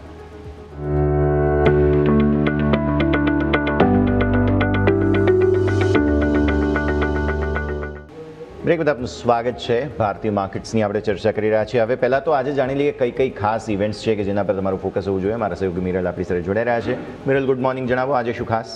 Good morning. યસ, આજે ઘણી બધી ઇવેન્ટ્સ છે જેની ઉપર આજે આપણું ફોકસ હોવું જોઈએ. પહેલાં તો આજે સેન્સેક્સની વીકલી એક્સપાયરી છે જેની ઉપર આપણું આજે મેજરલી ફોકસ હોવું જોઈએ. સાથે બે કંપની જે છે એના ક્વાર્ટરલી પરિણામો પણ આવવાના છે. એમકોન એન્જિનિયર્સ અને ઇલેક્ટ્રોન એન્જિનિયર્સ એ બંનેના પણ પરિણામો આવવાના છે. કાલે જોવા જાવ તો કાલે એવું બંને સ્ટોક છે એ સારા એવા વધ્યા હતા. તો આજે એ સ્ટોક ઉપર જરૂરથી ફોકસ રાખવાનું રહેશે. સાથે આજે ₹200 કરોડનું ફંડ એકત્ર કરવા માટે NHPCની આજે બોર્ડ બેઠક છે જેની પર પણ આપણું એક ફોકસ હોવું જોઈએ. સાથે આજે LG ઇલેક્ટ્રોનિક્સ જે છે એના જે લોકિંગ છે, એન્કર ઇન્વેસ્ટરના જે લોકિંગ છે એ આજે ખુલવાના છે. 1.52 કરોડના શેર જે છે એના લોકિંગ પીરિયડ આજે ખુલવાના છે. તો એ પણ એક ફોકસમાં રાખવા જેવો સ્ટોક રહેશે. સાથે ભારત કોકિંગ કોલ IPO જે છે એના જે એન્કર બુક જે છે આજે એનું સબસ્ક્રિપ્શન થવાનું છે અને સાથે કાલથી એ IPO ઓપન પણ થવાનું છે. તો મેજરલી આ પણ એક ફોકસમાં રાખવા જેવી રહેશે ઇવેન્ટ. યુએસના જોબલેસ ક્લેમના પણ આંકડા આવવાના છે જેની પર આજે આપણું ફોકસ જરૂરથી રાખવું જોઈએ. યુએસના ઇન્ફ્લેશનના જે ડેટા, કન્ઝ્યુમર ઇન્ફ્લેશનના જે ડેટા છે એ પણ આજે આવવાના છે જેની પર આજે આપણું ફોકસ રાખવાનું રહેશે. અને લાસ્ટ આપણી ઇવેન્ટ એક ભારતની છે. ભારતની અને યુએની જે છે ને ફ્રી ટ્રેડ એગ્રીમેન્ટ જે છે એની ચર્ચા આજથી ચાલુ થશે અને 2 દિવસ યથાવત રહેવાની છે ચર્ચા. તો ઓવરઓલ આ બધી ઇવેન્ટ છે જેના ઉપર આપણું ફોકસ આજે રાખવાનું રહેશે. બિલકુલ, તો આ તમામ સંકેતો પર નજર રહેશે. આભાર મિરલ આપનો અમારા સાથે જોડાવા માટે થઈને. આગળ વધીએ અને હવે ગોલ્ડન કેપિટલના વરુણ જોશી પણ આપણી સાથે જોડાઈ રહ્યા છે. ગુડ મોર્નિંગ સર, સ્વાગત. સૌથી પહેલાં તો માર્કેટ સોફાર રેન્જમાં પણ થોડો ઘટાડો બતાવી રહ્યા છે. શું anticipations Varun sir? Yashji good morning, Ramesh અને ગુડ મોર્નિંગ અને આપણા બધા જ વ્યુઅર્સને ગુડ મોર્નિંગ. યશજી આપણે વાત કરીએ તો એ રીતે આપણે માર્કેટમાં જોઈશું તો 26,370 ની આસપાસના જે હાઈ બન્યા હતા અને સતત 3 દિવસથી આપણે ઘટાડો જોઈ રહ્યા છે. જે બ્રેકઆઉટ આવ્યું હતું એવું લાગી રહ્યું છે કે બ્રેકઆઉટની અંદર એક પુલબેક છે. 26,050 ની આસપાસનો એક સપોર્ટ સારો છે અને ત્યાંથી આપણને એક બાઉન્સ જોવા મળ્યો છે. હવે આપણે જોઈશું 3 દિવસનો ઘટાડો આવ્યો છે. સાથે સાથે આપણે એ પણ જોવું રહ્યું કે માર્કેટની અંદર એક રેન્જ છે અને હજુ રેન્જનું બ્રેકઆઉટ આપણને મળ્યું નથી. જો બ્રોડર રેન્જની વાત કરીએ તો 25,700-750 થી લઈને 26,350 ની આસપાસનું એક રેન્જ છે. એ બહુ જ મોટી રેન્જની અંદર માર્કેટ કન્સોલિડેટ કરી રહ્યું છે લાસ્ટ 2-3 મંથ્સથી. યસ, જેવી આપણે 2025નું ટેમ્પલેટ જોઈએ તો એની અંદર પણ આ રીતે જ હતું કે નિફ્ટી એકવાર બ્રેકઆઉટ આપતી હતું, પછી એક કન્સોલિડેશન ઝોનમાં 300-400 પોઈન્ટમાં જાય છે અને પછી એક બ્રેકઆઉટ મળે છે. તો આ રીતે જો આપણે ટેમ્પલેટ જોઈએ તો આ રીતે અત્યારે પણ એ રીતે કામ થઈ રહ્યું છે. પણ દર વખતે એક હાયર બેઝ ક્રિએટ થાય છે. તો જ્યારે આપણે બ્રેકઆઉટ આપ્યું 25,350 ની આસપાસનું તો હાયર બેઝ એ ક્રિએટ થયો 25,750 નું. હવે આપણે જો 26,000 ઉપર ટકીએ છીએ તો એક હાયર બેઝ 26,000 નું થઈ જાય છે. અને આ રીતે આપણે જોઈશું તો માર્કેટ અત્યારે આ રીતે ટેમ્પલેટથી ચાલી રહ્યું છે. સાથે સાથે આ વખતે જોઈશું તો 3-4 વખત લાસ્ટ ટાઈમ આપણે રિજેક્શન જોવા મળતા 26,200 ની આસપાસથી. પણ આ વખતનું ટેમ્પલેટ જોઈશું તો ઘણા સેક્ટર્સ છે જે પાર્ટિસિપેટ કરી રહ્યા છે નિફ્ટીની રેલીમાં. તો હવે આપણે બ્રોડર માર્કેટનો એક સપોર્ટ મળી રહ્યો છે અને ત્યાંથી આપણને એક સપોર્ટ જે સપોર્ટ મળતો આગળના સમય પર પણ દેખાશે. અને લાર્જ કેપમાં આપણે કોઈ પણ રીઝનથી જોઈશું તો ઇન્ફોસિસમાં 1 દિવસ કરેક્શન હતું, રિલાયન્સનું આપણે 1-2 દિવસ કરેક્શન જોયું. તો એ રીતે એકવાર આઈટીસીનું કરેક્શન જોયું. તો આ રીતે આપણને લાર્જ કેપમાં કરેક્શન જોવા મળતા નિફ્ટી પ્રેશરમાં દેખાઈ રહી છે. બની શકે છે કે આજનો દિવસ કરેક્શન નિફ્ટીમાં ઇન્ડાઇસીસમાં પૂરું થયું હોય અને અહીંયાથી ઇન્ડાઇસીસ એક બોટમ આઉટ થઈ જાય અને ઉપરના લેવલ આવી શકે છે. સાથે સાથે નિફ્ટી 100 મિડ કેપ આપણે જોઈશું. એનો ચાર્ટ આપણે જ્યારે સ્ટડી કરીએ છીએ ત્યારે આપણને દેખાઈ રહ્યું છે કે 61,400 એ જે લેવલ છે એ રેઝિસ્ટન્સ લેવલનું કામ કર્યું, પણ જ્યાં આપણે ચાર્ટ ડેલીના ચાર્ટનું એનાલિસિસ કરીએ છીએ તો એક રેન્જ કોન્ટ્રાક્શન પેટર્ન બની રહી છે. જેવી રીતે 61,500-550 ની ઉપરનું જો બ્રેકઆઉટ આપણને નિફ્ટી મિડ 100 ઇન્ડાઇસીસમાં મળશે તો અહીંયા 6300 સુધીના લેવલ ખુલી જાય છે. બીજું એક ચાર્ટ મારા ધ્યાનમાં આવ્યો છે યશજી, નિફ્ટી મિડ એન્ડ સ્મોલ 400નું. એની અંદર આપ જોશો તો એ ઇન્ડેક્સિસ પણ 20,500 ની આસપાસ અત્યારે ટ્રેડ કરી રહ્યો છે. જે લાઈફ હાઈ છે 20,570 ની આસપાસના છે. અહીંયા પણ જો 20,700-750 ની આસપાસનું બ્રેકઆઉટ મળે છે તો જે બ્રોડર માર્કેટ છે, જે 400 કંપનીઝનું આખું ઇન્ડાઇસિસ બન્યું છે એમાં પણ આપણને સારું એવું અત્યારે બ્રેકઆઉટ જોવા મળી શકે એમ દેખાઈ રહ્યું છે. તો ઓવરઓલ આપ જોઈશું તો ડેટા સપોર્ટ કરી રહ્યા છે. સાથે સાથે આપણે જોઈશું તો જે અપડેટ્સ આવી છે ક્વાર્ટરલી કંપનીઝની, ત્યાં ઘણી સ્ટ્રોંગ આપણને અપડેટ્સ મળી છે. ઇવન જીડીપીનું જો આપણે જોઈશું ફોરકાસ્ટ જોઈશું એ પણ સારું એવું આપણને મળી રહ્યું છે. તો ઓવરઓલ એકંદરે જોઈશું તો જે આપણી ઇકોનોમીની અંદર કોઈ પ્રોબ્લેમ દેખાતી નહોતો. જીઓપોલિટિકલ અને ઇન્ટરનેશનલ માર્કેટથી આપણને જે પ્રેશર જોવા મળ્યું એના લીધે આપણને હોઈ શકે એક નાનું કરેક્શન જોવા મળ્યું છે અને એક કોઈ પણ ઘટાડે અત્યારે બાઇંગ ઓપોર્ચ્યુનિટી બની શકે એમ દેખાઈ રહ્યું છે. ક્લિયરલી ઘટાડે બાઇંગ ઓપોર્ચ્યુનિટીના સંકેતો બની રહ્યા છે. પ્રી ઓપનિંગ બીટ સામે આવવાની શરૂઆત થઈ, કંઈક નિફ્ટી લીલા નિશાનમાં છે, સેન્સેક્સ લાલ નિશાનમાં છે. થોડો સેટલ થવાનો સમય આપીએ. મીનવાઇલ આપણા બંને એક્સપર્ટ્સની આજની સ્ટોક સ્પેસિફિક રેકમેન્ડેશન જાણી લઈએ. રવિ સર, પહેલાં આપના પાસે આવીએ. સ્ટોક સ્પેસિફિક ક્યાં ફોકસ રહેશે હવે? ઝડપથી સ્ટોક સ્પેસિફિક તો આઈ થિંક માર્કેટમાં ઘણી ઓપોર્ચ્યુનિટીઝ છે. આઈ થિંક જે રીતે આપણે આગળ પણ વાત કરી, પહેલી રિકમેન્ડેશન બાલાજી અમાઇન્સ પર રહેશે. ટાર્ગેટ 1110 બાય કરો, 1050 નો સ્ટોપ લોસ. તો બાલાજી અમાઇન્સમાં ખરીદારીની સલાહ છે. સેકન્ડ એન્ટેરો હેલ્થકેર, હમણાં રિસેન્ટલી લિસ્ટેડ ફાર્મા કંપની છે. આ પણ સારું સ્ટ્રક્ચર દેખાઈ રહ્યું છે. 1220ના ટાર્ગેટ માટે ખરીદી કરો, 1148 નો એક સ્ટોપ લોસ રાખો. અને ત્રીજી બાઇંગ સાઇડ રેકમેન્ડેશન મિડવેસ્ટ છે. આ પણ રિસેન્ટ લિસ્ટેડ કંપની છે અને ઘણા સારા ઓર્ડર બેક અહીંયા જોવા મળી રહ્યા છે. તો અહીંયા પણ 1840ના ટાર્ગેટ માટે ખરીદીની સલાહ છે. 1770 આસપાસ એક સ્ટોપ લોસ રાખો. તો આજની 3 રેકમેન્ડેશન રહેશે: એન્ટેરો હેલ્થકેર, બાલાજી અમાઇન્સ અને મિડવેસ્ટ. રિફ્લેક્ટ નથી થતું. મે બી પોસિબલ છે કે આપણા બોન્ડ માર્કેટમાં કે આપણી અન્ય કોઈ એસેટ્સ જે હોય ભારતની, મે બી ત્યાં એ અત્યારે ફિલહાલ રિફ્લેક્ટ થઈ રહ્યું હોય કે પછી આ એક લેગનો પીરિયડ છે, જે લેગ કદાચ આવનારા દિવસોમાં બહુ જલ્દી ભરપાઈ થઈ જશે. સર, ડેફિનેટલી આપણે જે ફિગર જોઈ રહ્યા છે ફિગર આપણે ડાયરેક્ટ જીડીપી જોઈ રહ્યા છે જે 7.4 અને જે મજબૂત રહ્યો છે બટ તમે જો નોમિનલ જીડીપી જો તો એક મીન્સ કે સાઉથવર્ડ ડિરેક્શનમાં છે જે માર્કેટને પસંદ નથી આવી રહ્યું અને એના હિસાબ માર્કેટ આને વધારે તવજ્જો નથી દઈ રહ્યું.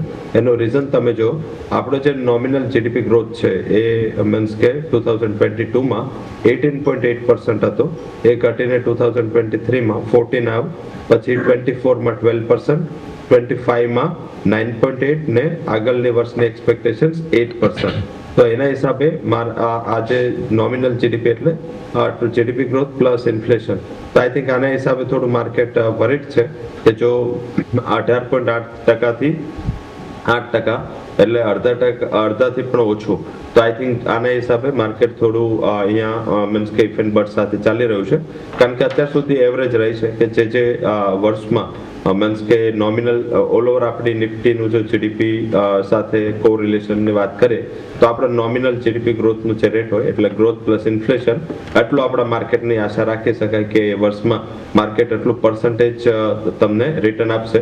એનું ક્લિયર એક્ઝામ્પલ જો ગયા વર્ષે FY25માં ઇન્ડિયન માર્કેટમાં નિફ્ટી 10% ચાલી આપણો નોમિનલ જીડીપી ગ્રોથ 9.8 હતો એટલે એટલું પ્રિસાઇઝ કોરિલેશન છે એટલે જો આ વખતે 8% જીડીપી ગ્રોથ નોમિનલ રહેવાનો છે તો મારા હિસાબે માર્કેટ કદાચ એ પ્રમાણે એને જોઈ રહ્યું છે.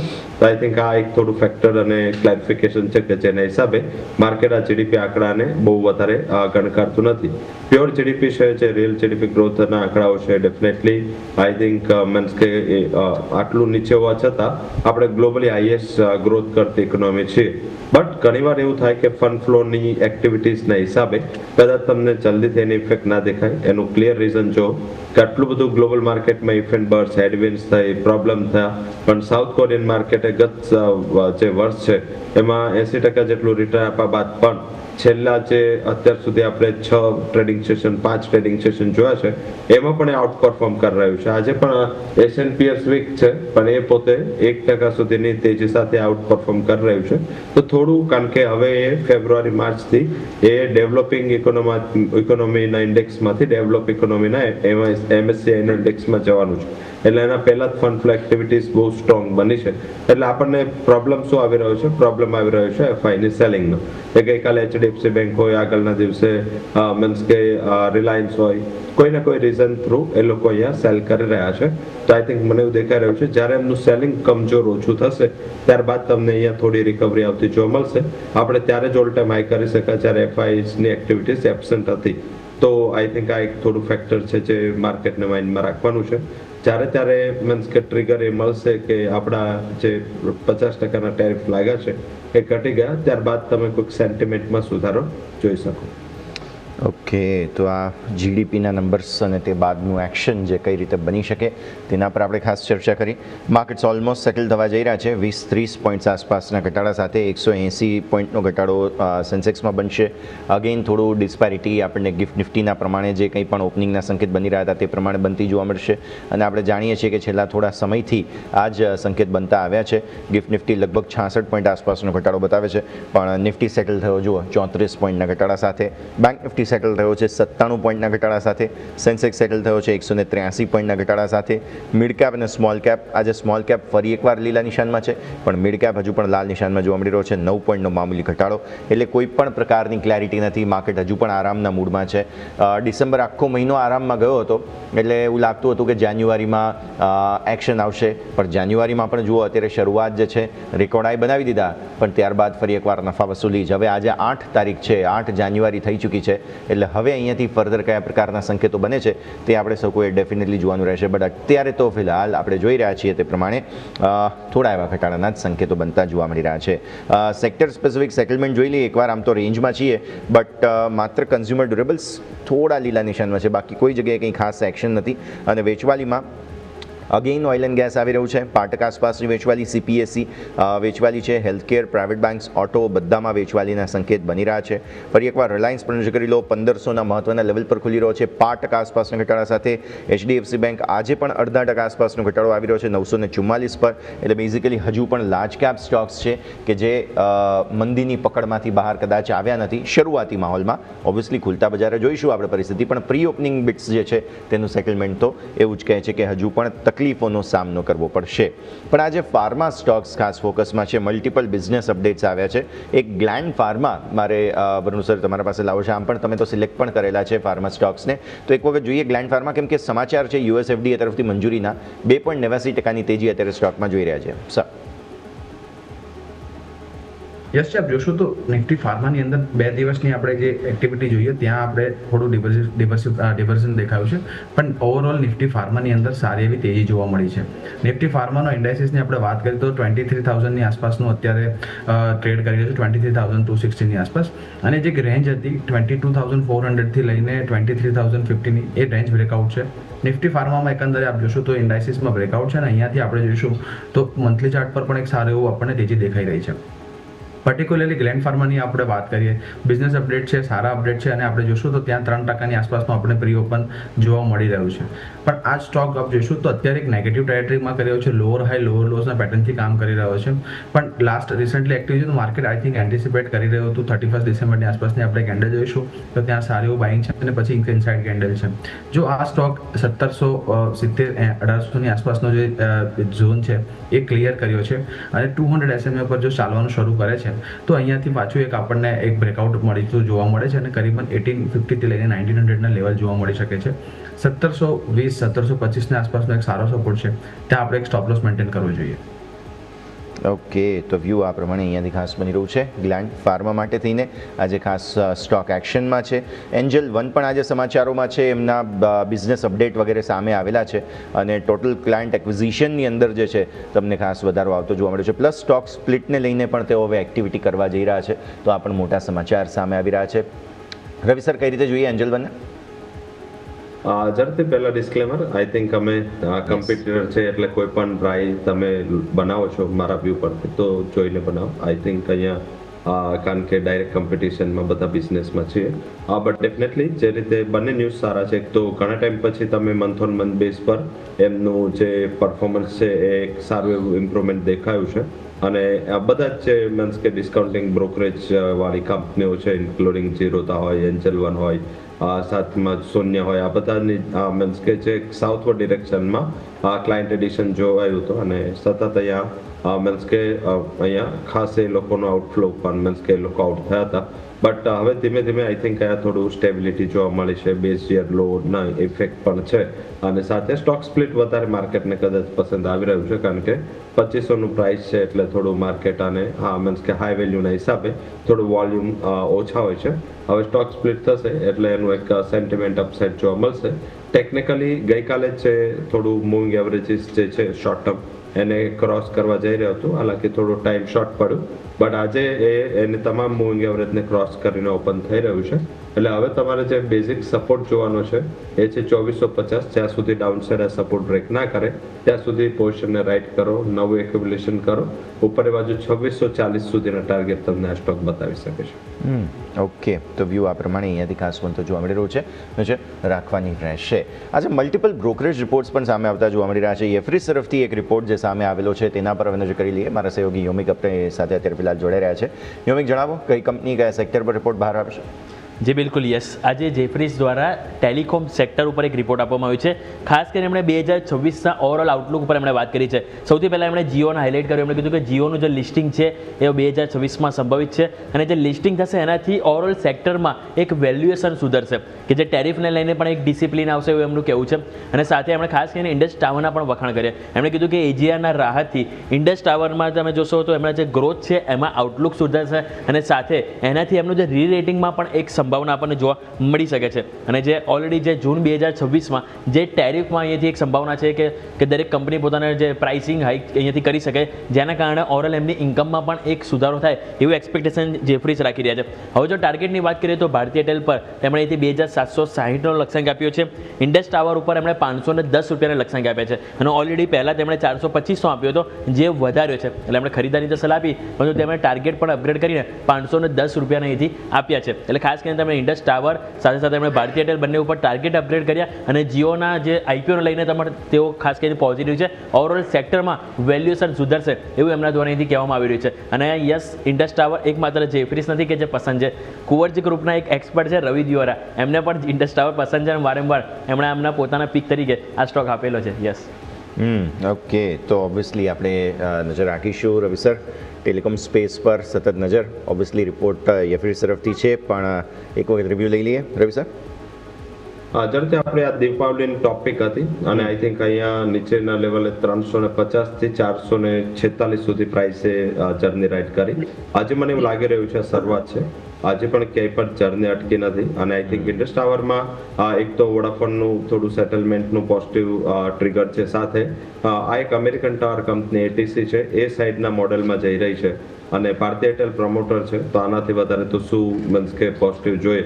તો આઈ થિંક જે ટાર્ગેટ છે 510 એ મારા હિસાબે વેલિડ છે. 500 અને 508 સુધીનું મને પણ લેવલ દેખાઈ રહ્યું છે, તો મારા હિસાબે અહીંયા હોલ્ડ કરવું જોઈએ. ટ્રેલિંગ આપનું જે મીન્સ કે જે લોકો ટેકનિકલ માટે કે શોર્ટ ટર્મ માટે વિચારતા હોય એ લોકો 420ના સ્ટોપ લોસથી જર્ની રાઇડ કરે અને ઉપર 460 470 સુધીનો એક ટેકનિકલી અને 508નો એક ફંડામેન્ટલી ટાર્ગેટ અહીંયા આવી શકે છે. ઓકે, સો 508ના ફંડામેન્ટલ ટાર્ગેટ્સ પછી તમને બનતા જોવા મળી શકે તેમ છે, તો અહીંયા પણ તમારે પછી નજર રાખવાની રહેશે. ઇન્ડસ ટાવર્સ માર્કેટ્સ ઓપન થઈ ગયા છે બાય ધ વે. 26,100 નીચે પછી નિફ્ટીની શરૂઆત થઈ છે. સેન્સેક્સ, બેંક નિફ્ટી બધા અત્યારે ફિલહાલ મામૂલી રેન્જમાં જોવા મળી રહ્યા છે. એક નાનકડા વિરામનો સમય અને બ્રેક બાદ અમારી આ રજૂઆતને આગળ યથાવત રાખીશું.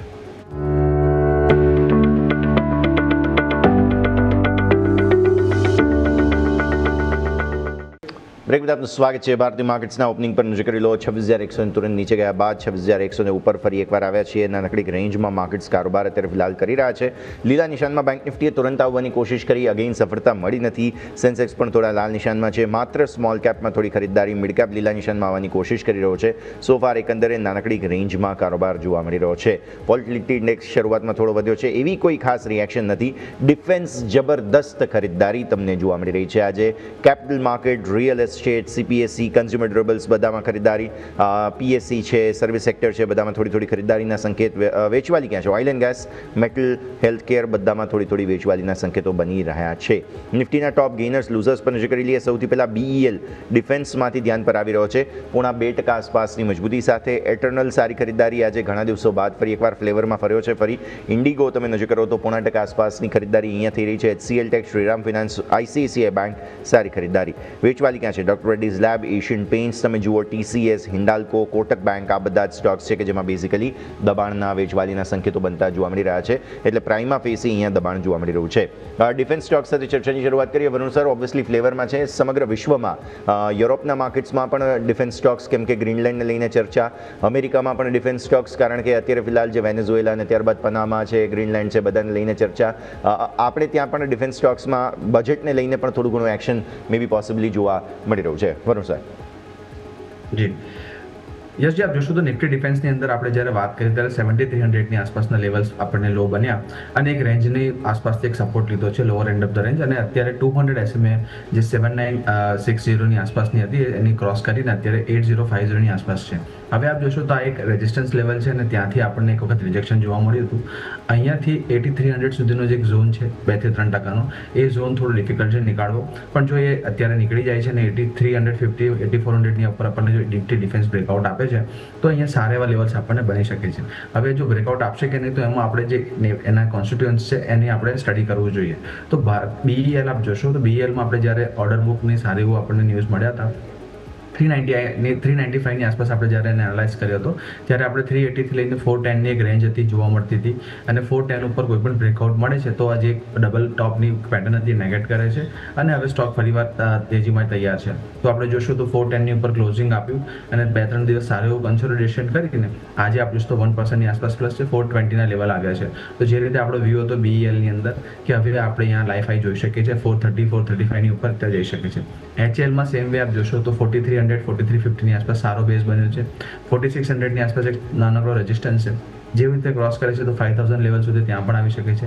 એવી જ રીતે બીજા જે કોન્સ્ટિટ્યુઅન્ટ છે મઝડોગ છે, આજે બધા જ સ્ટોકની અંદર આપણે જોશું તો સારું એવું બોટમ આઉટ થયું છે અને હવે અહીંયાથી આપણને ફરીવાર નવી તેજી થતી જોવા મળે છે. જેમ આપણે જણાવીએ એ પ્રમાણે કે જેમ જેમ આપણે ન્યૂઝ ફ્લો આવતો જશે, જે જીઓપોલિટિકલ ન્યૂઝ છે, ઇન્ટરનેશનલી જે પણ ચાલી રહ્યું છે અને સાથે સાથે જે બજેટ આવી રહ્યું છે તેમાં પણ આપણે ડિફેન્સ સેક્ટરની અંદર સારું એવું એલોકેશન જોવા મળે છે અને એ રીતે જે પણ કોઈ પોઝિટિવ ન્યૂઝ આવે છે તો હજુ પણ અહીંયા તેજી યથાવત રહેવું દેખાઈ રહ્યું છે.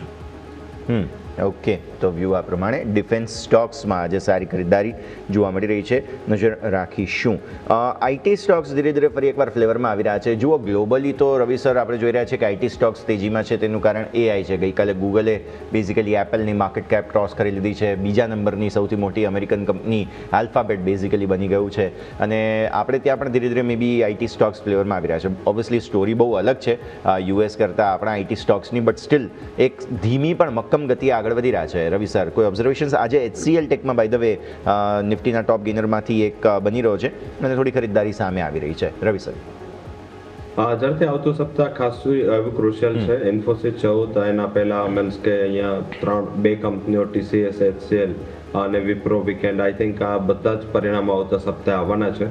તો એના પહેલાં થોડું મને એવું દેખાઈ રહ્યું છે કે માર્કેટ કદાચ એને પરિણામોને બાદમાં જે આવતી કમેન્ટ્રી છે ઇન ટર્મ્સ ઓફ જે H1B વિઝા અંતર્ગત નિયમો બાદ આ પહેલું ક્વાર્ટર છે. સિઝનલિટી વાળું આ વીક ક્વાર્ટર હોય છે. ડિસેમ્બર વાળું ક્વાર્ટર ઓલવેઝ મીન્સ કે કમ્પેરેબલ નથી હોતું કારણ કે ત્યારે મીન્સ ઇન્ટરનેશનલ છુટ્ટીઓના હિસાબે, વેકેશનના હિસાબે અહીંયા થોડા વર્કિંગ આર્સ ઓછા હોય છે અને એ સિઝનલિટી વાળું વીક ક્વાર્ટર હોય છે. અનફોર્ચ્યુનેટલી અહીંયા આઈટી કંપની જે આપણે બધા જ 4 ક્વાર્ટરમાં જોઈએ છે, આપણે ક્વાર્ટર ઓન ક્વાર્ટર જોઈએ છે. એટલે ક્વાર્ટર ઓન ક્વાર્ટર તમને કદાચ આઈટી કંપનીઓમાં આટલું સારું ગ્રોથ ના જોવા મળે, બટ હું મીન્સ કે પર્ટિક્યુલર જે ક્વાર્ટર 4 છે કેલેન્ડર યરનું, એ હું યર ઓન યર જોઉં છું. યર ઓન યર તે જોવું ઉચિત છે કારણ કે ક્વાર્ટર ઓન ક્વાર્ટર કમ્પેરેબલ નથી. તો કદાચ તમને આટલા જ સારા નંબર ના દેખાય, થોડું ડિગ્રોથ દેખાય, પરંતુ એ ધ્યાન રાખવું જોઈએ કે આ સિઝનલી વીક ક્વાર્ટર હોય છે. ઓલ ઓવર મારા હિસાબે નેગેટિવ એક્સપેક્ટેશન પર પોઝિટિવ પરફોર્મન્સ એ ગત ક્વાર્ટરમાં આઈટી કંપનીઓ બતાવતું અને પરિણામો બાદ તમામ આઈટી કંપનીઓમાં એક સારી રેલી જોવા મળી હતી અને મારા હિસાબે આ ટાઈમ પણ એવું થશે. લાઈક કે આપણે ટ્રેડિશનલ આઈટી કંપનીઓ છે, AI બેઝ, AI થીમ પર આપણે ચાલતી કંપનીઓ નથી, પણ જે રીતે થોડા સમયાંતરે AI bubble, AI related consciousness જે આવે છે એ કદાચ માર્કેટને પરેશાન કરે છે. એટલી પરેશાની આપણને નથી, આપણે ઓલરેડી થોડા અંડર વેલ્યુડ છે અને એના જે હિસાબે કાલે ટાટા ગ્રુપની કંપનીઓ ત્રણેય, TCS, ટાટા એલેક્સાઈ અને ટાટા ટેક, ત્રણેયમાં સારો ઉછાળો હતો. તો આઈ થિંક જ્યાં અંડર પરફોર્મન્સ છે ત્યાં થોડું રિકવરી આવતી જોવા મળશે. સૌથી વધારે ફોકસ HCLના પરિણામો, પહેલી કંપની હશે જ્યાં આવતા ક્વાર્ટર માટે ગાઈડન્સ આપશે. TCS ગાઈડન્સ નથી આપતું પણ એનો ગ્રોથ અને મેનેજમેન્ટ કમેન્ટ વધારે ઇમ્પોર્ટન્ટ હોય છે, તો એના ઉપર ફોકસ કરવાનું રહેશે. ઓલ ઓવર મારા હિસાબે હજી પણ મિડ કેપ આઈટી કંપનીઓનું ગ્રોથનું જે એક્સપેક્ટેશન્સ છે એ લાર્જ કેપ કરતાં સારું છે, વધારે છે અને આઈ થિંક 7-8% સુધી પણ છે. તો મારા હિસાબે અહીંયા મિડ કેપ આઈટી કંપની ઉપર ફોકસ કરો, ઇન્ક્લુડિંગ એમ્ફાસિસ, કોફોર્જ અને પરસિસ્ટન્ટ. આ ત્રણેય આપણી ટોપ પિક સતત રહી છે અને જો તમે આઈટી કંપનીઓની સામેનું જો તમે પરફોર્મન્સ આ ત્રણેય કંપનીનું જોશો તો ડેફિનેટલી એણે આઉટ પરફોર્મ કર્યું છે. તો અહીંયા થોડું ફોકસ કરવાનું છે. લાર્જ કેપમાં HCL ટેક આ ટોપ પિક રહેશે, જ્યાં મને એવું દેખાઈ રહ્યું છે કે એક પોઝિટિવ સરપ્રાઈઝ તમને સોમવારે જોવા મળશે. ઓકે, તો આ વ્યૂ આપણને અહીંયાથી ખાસ બનતો જોવા મળી રહ્યું છે. HCL ટેક અને સાથે બધી જ આઈટી કંપનીઓ પર આપણે ફોકસ રાખ્યું છે. આગળ એક મહત્વપૂર્ણ બ્રોકરેજ રિપોર્ટ આજે આવ્યો છે અને તેનું રિએક્શન પર જોવા મળી રહ્યું છે. કેન્સ ટેક અને ડિક્સન ટેકનોલોજીસ પર JP મોર્ગન તરફથી રિપોર્ટ આવ્યો છે. કેન્સમાં અત્યારે ઓવરવેટનું રેટિંગ છે, ટાર્ગેટ 7550થી ઘટાડીને 6100 કર્યા છે, પણ સ્ટીલ ખરીદદારી સ્ટોકમાં જોવા મળી શરૂઆતમાં. અને ડિક્સન ટેકમાં પણ ઓવરવેટ રેટિંગ છે, પણ અગેન ટાર્ગેટ્સ 19600થી ઘટાડીને 13700 કર્યા છે. તો બેઝિકલી બંનેમાં ટાર્ગેટ્સ ઘટાડવામાં આવેલા છે. તમારા પાસે આવીએ વરુણ સર, અત્યારે ફિલહાલ કેન્સ ટેક ટેક અને ડિક્સન ટેકનોલોજીસ. ડિક્સન બેઝિકલી જે ચીનના એસોસિએશન અને જે બધા સમાચારો હતા મની લોન્ડરિંગ આ તે બધાને લઈને ત્યારબાદ થોડો સપડાયો છે રેન્જમાં. જી આપ જોશો યશજી, તો જ્યારે આપણે સ્ટોકને આપણે જ્યારે ચાર્ટ જોઈએ છે અને એની અંદર આપણે વીકલી ચાર્ટમાં જોઈશું તો ડિક્સન ટેકનોલોજી અથવા કેન્સની અંદર તો આપણે જોયું કે ઘણો એક મોટો ફોલ આવ્યો હતો જ્યારે કોટક સિક્યુરિટીઝે જે બેલેન્સ શીટ પર એમને ફોરેન્સિક બેલેન્સ શીટનું એનાલિસિસ કર્યું અને ત્યાં એમને સવાલ ઉઠાવ્યા હતા. ત્યાર પછી સ્ટોક એક 3,900 4,000ની આસપાસનું આપણે જે લેવલ છે ત્યાં એક કન્સોલિડેશન કરી અને એક બેઝ બનાવવાની કોશિશ કરી હતી, પણ આપ જોશો તો 4,400ના લેવલ આવે પછી એક પાછું બેઝ તૂટ્યો છે અને 3,700 સુધીના લેવલ આપણે જોવામાં આવ્યા હતા બે દિવસ પહેલાં. હવે ત્યાંથી એક આપણના રિપોર્ટ પ્રમાણે એક બાઉન્સ મળ્યો છે. અહીંયા આપ જોશો તો સ્ટોકનું પાસે એક અત્યારે એક લોંગ ટર્મ સપોર્ટ છે 3,700 3,900 ઝોન, પણ એની નીચે જો ક્લોઝિંગ આવે છે તો આ હર્ટ છે હજુ પણ આગળ જતી જોવા મળી શકે છે. એની સામે આપ જોઈશું ડિક્સનની અંદર ડિક્સનમાં સારું એવું કરેક્શન આપણને જોવા મળ્યું છે. વીકલી ચાર્ટ પર આપ જોશો તો એક ફોલિંગ ચેનલની અંદર ચાલી રહ્યો છે સ્ટોક. 11,600 400ની આસપાસના એક આપણને 52 વીક લો જોવા મળ્યા હતા. ત્યાંથી સ્ટોક એક બાઉન્સ કરીને 12,000ની આસપાસનું એક લેવલ છે ત્યાં રેઝિસ્ટન્સ ફેસ કરી રહ્યો છે. બટ હવે છે બ્રોકરેજના રિપોર્ટ પછી ટાર્ગેટ ઘટાડવામાં આવ્યા છે અને હજુ પણ સ્ટોકમાં ટેકનિકલી બંને સ્ટોકમાં જોશો તો ત્યાં આવી કોઈ બોટમ ફોર્મેશન દેખાતું નથી.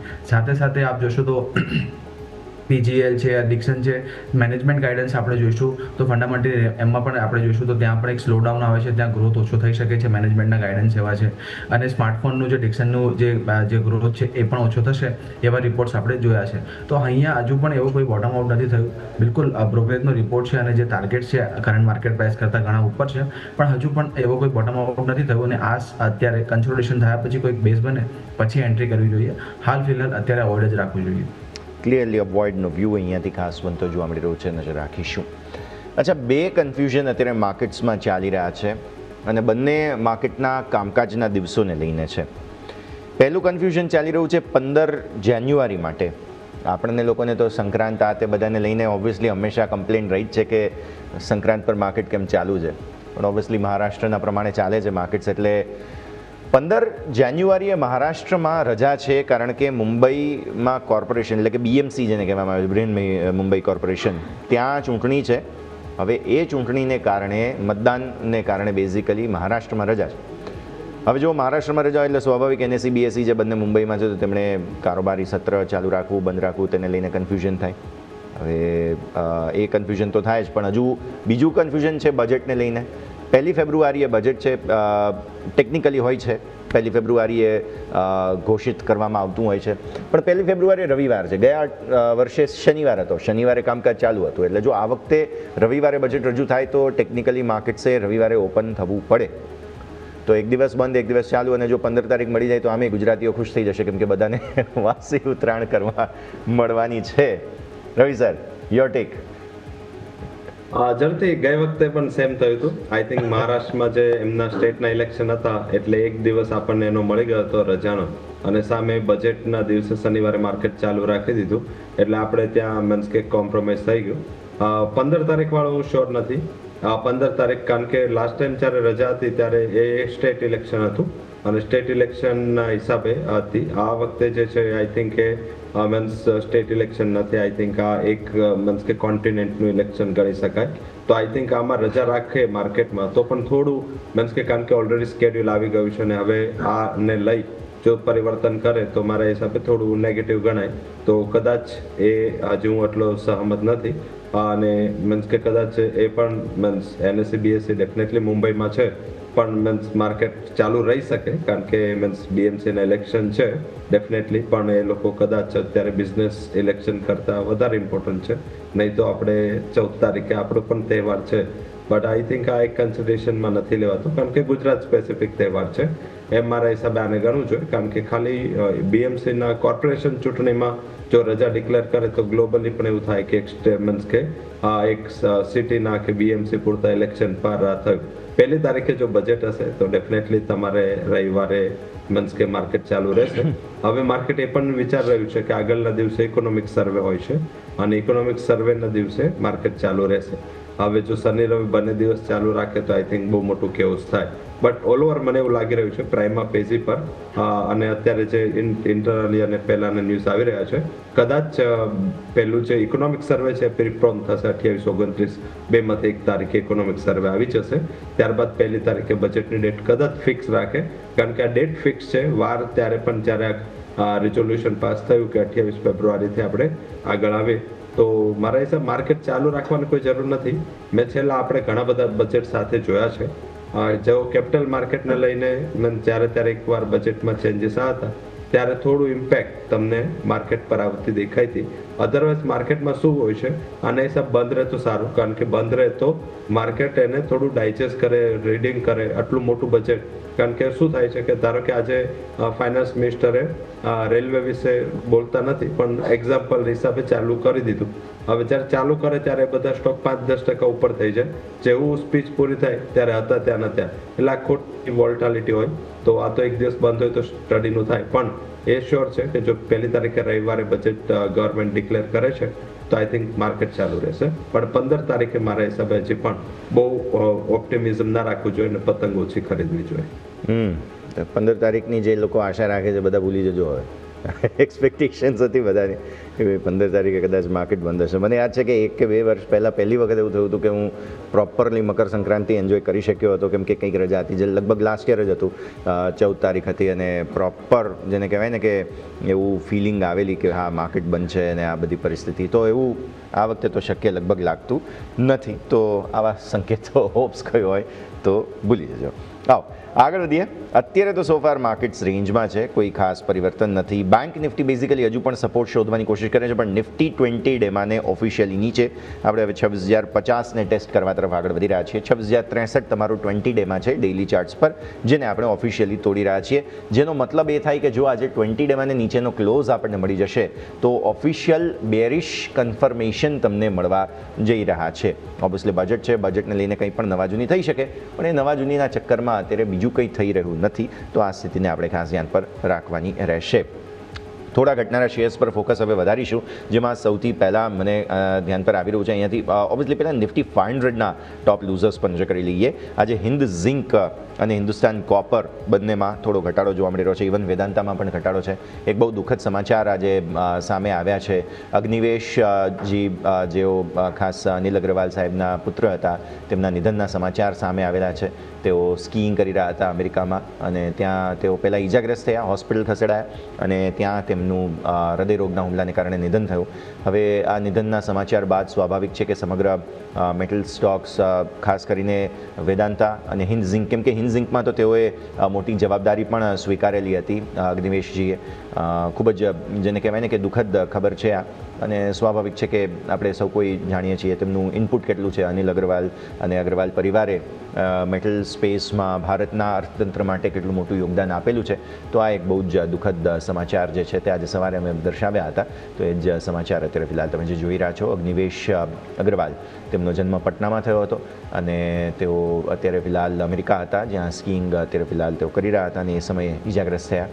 હૃદયરોગનો હુમલો થયો. 49 વર્ષની ઉંમરે તેમના નિધનની ખબર સામે આવી. સોશિયલ મીડિયામાં ખૂબ જ લાગણીશીલ પોસ્ટ અનિલ અગ્રવાલે કરી હતી અને તેમણે કહ્યું હતું કે આ મારા જીવનનો સૌથી darkest day of my life, એટલે કે સૌથી ખરાબ દિવસોમાંથી એક આ મારો જીવનનો દિવસ છે, જ્યારે આટલા દુઃખદ સમાચાર તેમને મળ્યા છે. તો અમે પણ આશા કરીએ છીએ કે પ્રભુ એમની આત્માને શાંતિ આપે. પરંતુ ઓબ્વિયસલી આજે હિન્દુસ્તાન કોપર, હિન્દુસ્તાન ઝિંક અને વેદાંતા, ઇવન નેશનલ એલ્યુમિનિયમ, આ બધા જ સ્ટોક્સ છે કે જેમાં ઘટાડાના સંકેતો બની રહ્યા છે. વરુણ સર, એક વખત ઓબ્ઝર્વેશન્સ તમારા ખાસ અને હિન્દુસ્તાન ઝિંક ખાસ, કેમ કે અગ્નિવેશજીએ હિન્દુસ્તાન ઝિંકમાં બહુ મોટી જવાબદારી નિભાવેલી પણ હતી. સર યશજી, બિલકુલ આપણે જે પ્રમાણે જણાવ્યું, ગઈકાલે રાત્રે અનિલજીની પોસ્ટ જોઈ આપણે અને ત્યાં વાંચતા જ આપણને એક શોક લાગે કે આ બહુ જ નાની ઉંમરે એમને આ રીતે એક બનાવ બન્યો છે અને બિલકુલ પરિવાર સાથે સહાનુભૂતિ અને ઓમ શાંતિ, એમની આત્માને શાંતિ મળે. હવે આપ જોશો તો હિન્દુસ્તાન ઝિંકની આસપાસ 650ની આસપાસનું આપણે જોઈશું તો એક હાઈ બની છે અને સ્ટોકે કરેક્શન બન્યા બાદ પછી ફરીવાર એકવાર આપણે ત્યાં એક હાઈ અટેમ્પ કરી હતી. પણ આપ જોશું તો હવે વોલેટાઇલ માર્કેટ થઈ ગયા છે કમોડિટીઝના. આપણે જોઈશું તો ઇન્ટરનેશનલી 2,60,000 ની ગઈકાલે હાઈ બન્યા પછી ચાંદીમાં આપણે 2,45,000 સુધીનો એક આપણે લો પણ જોયો હતો. અને અત્યારે આપણે આ જોઈશું તો બધા સ્ટોક એક મોમેન્ટમ ડ્રીવન છે. સાથે સાથે કમોડિટીમાં જે રીતે વોલેટિલિટી જોવાઈ રહી છે એ રીતે આ સ્ટોક્સમાં પણ હવે વોલેટિલિટી જોવા મળી રહી છે. હિન્દુસ્તાન ઝિંકમાં આજે એક ગેપ ડાઉન ઓપન છે. ગઈકાલની કેન્ડલ પણ આપ જોશો તો એક બેરિશ ઇંગલ્ફિંગ હતી. તો આ અત્યારે અને જે સ્વિંગ લો હતા લાસ્ટ ટાઈમના 608 605ના એ સ્વિંગ લોની નીચે અત્યારે કારોબાર કરી રહ્યો છે. સ્ટ્રક્ચર આમ જોશો તો ઓવરઓલ પોઝિટિવ જ છે, પણ એક કરેક્શન છે ને આ કરેક્શન થોડું ડીપ થઈ શકે છે. કરીબન 580 થી 575 સુધીના લેવલ્સ અહીંયા આવનારા સમયમાં આવી શકે એમ દેખાય છે.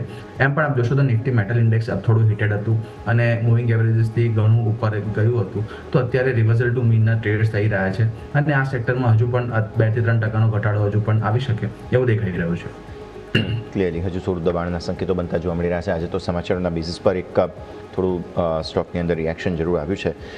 બેંક નિફ્ટી આજે કંઈક તો સપોર્ટ ટેસ્ટ કરીને ઉપર આવવાની કોશિશ કરે છે. બેઝિકલી બહુ ડીપ લો બનાવ્યા 59,777ના મે બી કદાચ માર્કેટને સપોર્ટ આપવાની કોશિશ બેંક નિફ્ટી કરી રહી છે. પરંતુ અહીંયા પ્રોબ્લેમનું કારણ જે છે તે HDFC બેંક હતો આટલા દિવસથી. આજે ફાઇનલી ખરીદદારી આવી. જુઓ HDFC બેંકના ખાસ લેવલ્સ 941ના લો બનાવ્યા. ઓપનનો લેવલ 944, અત્યારે 950 પર સારી રિકવરી આવી છે અને ફાઇનલી એક કોન્ફિડન્સ બેંક નિફ્ટીને આપવાની કોશિશ જે છે તે ખાસ HDFC બેંક કરી રહ્યો છે. રવિ સર, કોઈ ઓબ્ઝર્વેશન્સ? ફાઇનલી રિવાઇવલના ચાન્સ શરૂ થઈ રહ્યા છે અહીંયા? કોઈ ખાસ નહીં. આઈ થિંક અહીંયા બેઝિકલી HDFC બેંકમાં જે ગઈકાલે મોટું ડિલિવરી બેઝ સેલિંગ થયું હતું અને પછી આ થોડું શોર્ટ કવરિંગ માનવું જોઈએ. મીન્સ ICICI બેંકનું ચાર્ટ કમ્પેરેટિવ સ્ટ્રોંગ છે હજી પણ. તો આઈ થિંક જે મોટું ડિફરન્શિએશન થયું હતું એ ડિફરન્શિએશન હતું હતું અને મીન્સ કે જો તારે પાસે ટાઈમ હોય તો માર્કેટ ફંડામેન્ટલ આધારિત જ ચાલે છે. આઈ થિંક અહીંયા ICICI બેંકે આખા ક્વાર્ટરમાં અંડર પરફોર્મન્સ આપવું આ ઇન્ડેક્સ રિબેલેન્સિંગનું એક સૌથી મોટું ઇશ્યુ હતો. અને HDFC બેંકમાં અત્યારે નહીં, HDFC બેંકમાં ગયા સોમવારે HDFC બેંકનો ADR 6.5% ડાઉન હતો અને ત્યારબાદ સતત ત્યાં જે ઇન્ડિયન જે શેર છે અને HDFC બેંકનો ADR છે વચ્ચે જે પ્રીમિયમ હતું 100 પોઈન્ટનું એ ઘટતો આવ્યું છે. એટલે મારા હિસાબે આ ક્લિયર કટ FIની સેલિંગનું પ્રેશર ત્યાં ફેસ કરવું પડ્યું. ICICI બેંક જે રીતે બધી જ બેંકોએ નંબર આપ્યા છે એ રીતે બધી જ બેંકોમાં એક તમે કોમન ફેક્ટર જો તો બેંકોનો ડિપોઝિટ ગ્રોથ ફ્લેટન છે, પણ બધી જ કંપનીઓ મીન્સ કે જેટલી બેંક છે PSU હોય કે પ્રાઇવેટ એમાં એડવાન્સીસ ગ્રોથ ઘણા સારા છે અને એડવાન્સીસ ગ્રોથમાં સૌથી બેટર જો કોઈ કંપની હોય તો એ ICICI બેંક છે. તો બીજી બધી બેંકો આ પ્રમાણેનો ગ્રોથ આપો છે. ICICI બેંક કારણ કે પ્રી ક્વાર્ટર નંબર્સ નથી આપતું. કોટક, એક્સિસ બેંક, HDFC આ બેંક અને તમામ PSU બેંકો પ્રી ક્વાર્ટરના નંબર આપે છે, એમાં SBI નથી આપતું. તો SBI અને ICICI bank always pre quarter number ના આપવાના હિસાબે અહીંયા થોડા પત્તા છે, થોડી બાજી છે એ બંધ હોય છે. તો મારા હિસાબે અહીંયા થોડું ICICI બેંકમાં વધારે ફોકસ કરવું જોઈએ. HDFC બેંકમાં થોડું મારા હિસાબે આજનું જે રિકવરી છે એને માત્ર શોર્ટ કવરિંગ ગણવું જોઈએ. અને જે તમે વેદાંત ગ્રુપની ચર્ચા કર્યા હતા એમાં એક સિરિયસ મીન્સ કે ઇસ્યુ આવી ગયો એટલે માર્કેટે પરસીવ કરી રહ્યું છે. હાલાકી અત્યાર સુધી આવું ક્યાં ઘણીવાર મીન્સ કે કંપનીઓ થયું છે, કારણ કે જે મીન્સ કે હવે બે એમને એક સન હતો અગ્નિવેશ અગ્રવાલ અને ડોટર છે એમની પ્રિયા અગ્રવાલ. જે અત્યારે પ્રિયા અગ્રવાલ છે એ હિન્દુસ્તાન ઝિંકના ચેરમેન છે. વેદાંતા જે છે એ પ્યોરલી મીન્સ કે ફાધર સંભાળતા હતા એમના અને હાલમાં બંને મીન્સ કે સન અને ડોટર એ બંને જે છે એ અત્યારે એમનો જે હિન્દુસ્તાન ઝિંકનો બિઝનેસ, કારણ કે આ સૌથી મોટી કેશ કાઉ છે અને હિન્દુસ્તાન ઝિંક જો વેદાંત ગ્રુપ પાસે ના આવ્યો તો આજે હિન્દુસ્તાન ઝિંકની આટલી સારી પરિસ્થિતિ ના હોત, કારણ કે ગવર્મેન્ટે જે સ્ટેક સેલ કરો અને વેદાંતાએ આમાં પરચેસ કરો અને એન્ટ્રી કરી એ ઘણી મોટી હિન્દુસ્તાન ઝિંક માટેની રિવાઇવલ હતી. હવે મારા હિસાબે અહીંયા થોડું ઇશ્યુ એ રહેશે કે જે અનિલ અગ્રવાલ છે એના ડોટર તો છે એ બર્ડ ફેમિલીમાં ઓલરેડી મેરિડ છે. તો આઈ થિંક હવે આગળ જતાં લીડરશિપના રિલેટેડ કંઈક ઇશ્યુ ઊભા થાય કે હવે નવું કોણ છે એનું જ્યાં સુધી ડિક્લેરેશન ના થાય ત્યાં સુધી મારા હિસાબે થોડું સ્ટોક્સમાં માર્કેટ છે થોડું કોશિયસ રહેશે. આમ પણ મેટલ પ્રાઇસીસ હાયર લેવલથી થોડા કરેક્ટ થયા છે, એની પણ ઇમ્પેક્ટ આમાં આવતી માની શકાય. બટ મને એવું દેખાઈ રહ્યું છે જો આમાં કંઈક ક્લેરિફિકેશન આવી જશે, કારણ કે હજી તો ફેમિલી માટે બહુ દુઃખદ સમાચાર છે, એટલે કદાચ હજી 15-20 દિવસ તો કંઈ એવું ખાસ નહીં આવે, પણ થોડું મારા હિસાબે આ મેટર જ્યારે ક્લેરિફાય થાય ત્યાં સુધી શેર હોલ્ડરે કોશિયસ રહેવું જોઈએ. બિલકુલ. તો આ સંકેત અહીંયાથી ખાસ બનતા જોવા મળી રહ્યા છે. થોડો કોશિયસ વ્યૂ જરૂર અપનાવવાની સલામતી જોવા મળી રહી છે. થોડો સમય હજુ માર્કેટને સેટલ થતાં બેંક નિફ્ટી સરસ સ્પાઇક આવી રહી છે. ઇનફેક્ટ આઈસીઆઈસીઆઈ બેંક સરે જે રીતે હાઇલાઇટ કર્યો છે ડેફિનેટલી નજર રાખીશું. ગ્રીન ઝોનમાં આવી ચૂક્યો છે અને માર્કેટને પણ સરસ સપોર્ટ આપવાની કોશિશ મે બી બેંક નિફ્ટી જ આજે કરી રહ્યો છે. નિફ્ટી હજુ પણ પ્રોપર રિકવર નથી થયો. તમારા ઓપનના લેવલ્સથી તમે નીચે જ ચાલી રહ્યા છો, બટ સ્ટીલ બેંક્સ છે અમેઝિંગ રિએક્શન આપતી કોશિશ કરી રહ્યા છે. અને ઇનફેક્ટ હું ડેઝ લોથી જોવા જાઉં ને તો બેંક નિફ્ટીમાં સારી ખરીદદારી પણ આવતી જોવા મળી રહી છે. એટલે આજે નજર જે છે તે આપણે હવે ખાસ બેંક્સ પર રાખવી જોઈએ, એસ્પેશિયલી પ્રાઇવેટ બેંક્સમાં જે આઈસીઆઈસીઆઈ સરે ફ્લેગ ઓફ કરેલું જ છે ઓલરેડી, તો તેના પર તમે નજર રાખો. પણ આગળ વધીએ, અમુક ટોપ ગેઇનિંગ સ્ટોક્સ પર નજર કરી લઈએ, જેમાંથી એક કાઉન્ટર આજે સમાચારોના બેઝિસ પર એક્શનમાં છે બાલાજી અમાઇન્સ. બાલાજી અમાઇન્સ પર નજર કરજો. ખાસ વરુણ સર, આજે 9%થી વધુની તેજી છે. 250 કરોડ રૂપિયાથી વધુના સરકારી લાભ મળવાના છે બેઝિકલી સ્ટોકને. સમાચાર બાદ 9%થી વધુની તેજી સ્ટોકમાં બાલાજી અમાઇન્સ. જી, આઈ થિંક રવિજીની પીક હતી આ સ્ટોક બાલાજી માઇન્સ, અને આપણે જોઈશું તો 9%ની આસપાસ અત્યારે આપણે જોઈશું અપસાઇડ જોવા મળી છે. કરીબન 1050 1060ની આસપાસ આપ જોઈશું તો એક સારો એવો બેઝ બન્યો છે ડેલી ચાર્ટ પર. એક સ્ટોક નેગેટિવ રિએક્શનમાં હતો, અત્યારે લોઅર હાઈ લોઅર લોઝની આસપાસ અત્યારે સ્ટોકે ટ્રેડ કર્યું હતું કરીબન 1500ના ઝોનથી. હવે આપ જોઈશું તો 2-3 મહિનાથી, એટલે નવેમ્બર મહિનાથી લઈને અત્યારે જાન્યુઆરી સુધીમાં આપ જોશો તો સારું એવું અત્યારે એક બેઝ બનાવ્યો છે ને કે બેઝ બ્રેકઆઉટ બની રહ્યું છે. 1050 થી લઈને 1150ની આસપાસનો એક ઝોન છે એ ક્લિયર કર્યો છે.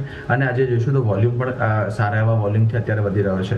હોઈ શકે સ્ટોકમાં થોડું કન્સોલિડેશનમાં જઈ શકે આ એક અપમૂવ પછી, પણ હવેના સમયમાં એક બેઝ સારો બની ગયો છે. રિસ્ક રિવોર્ડ સારું છે. હવે કોઈ પણ ઘટાડો હોય 1050ના સ્ટોપ લોસથી બિલકુલ એન્ટ્રી કરી શકાય છે ટેકનિકલી. અને જો આવનારા સમયમાં અહીંયા તેજી યથાવત રહેશે તો 1200થી લઈને 1250 સુધીના લેવલ્સ પણ હજુ જોવા મળી શકે એવું દેખાઈ રહ્યું છે.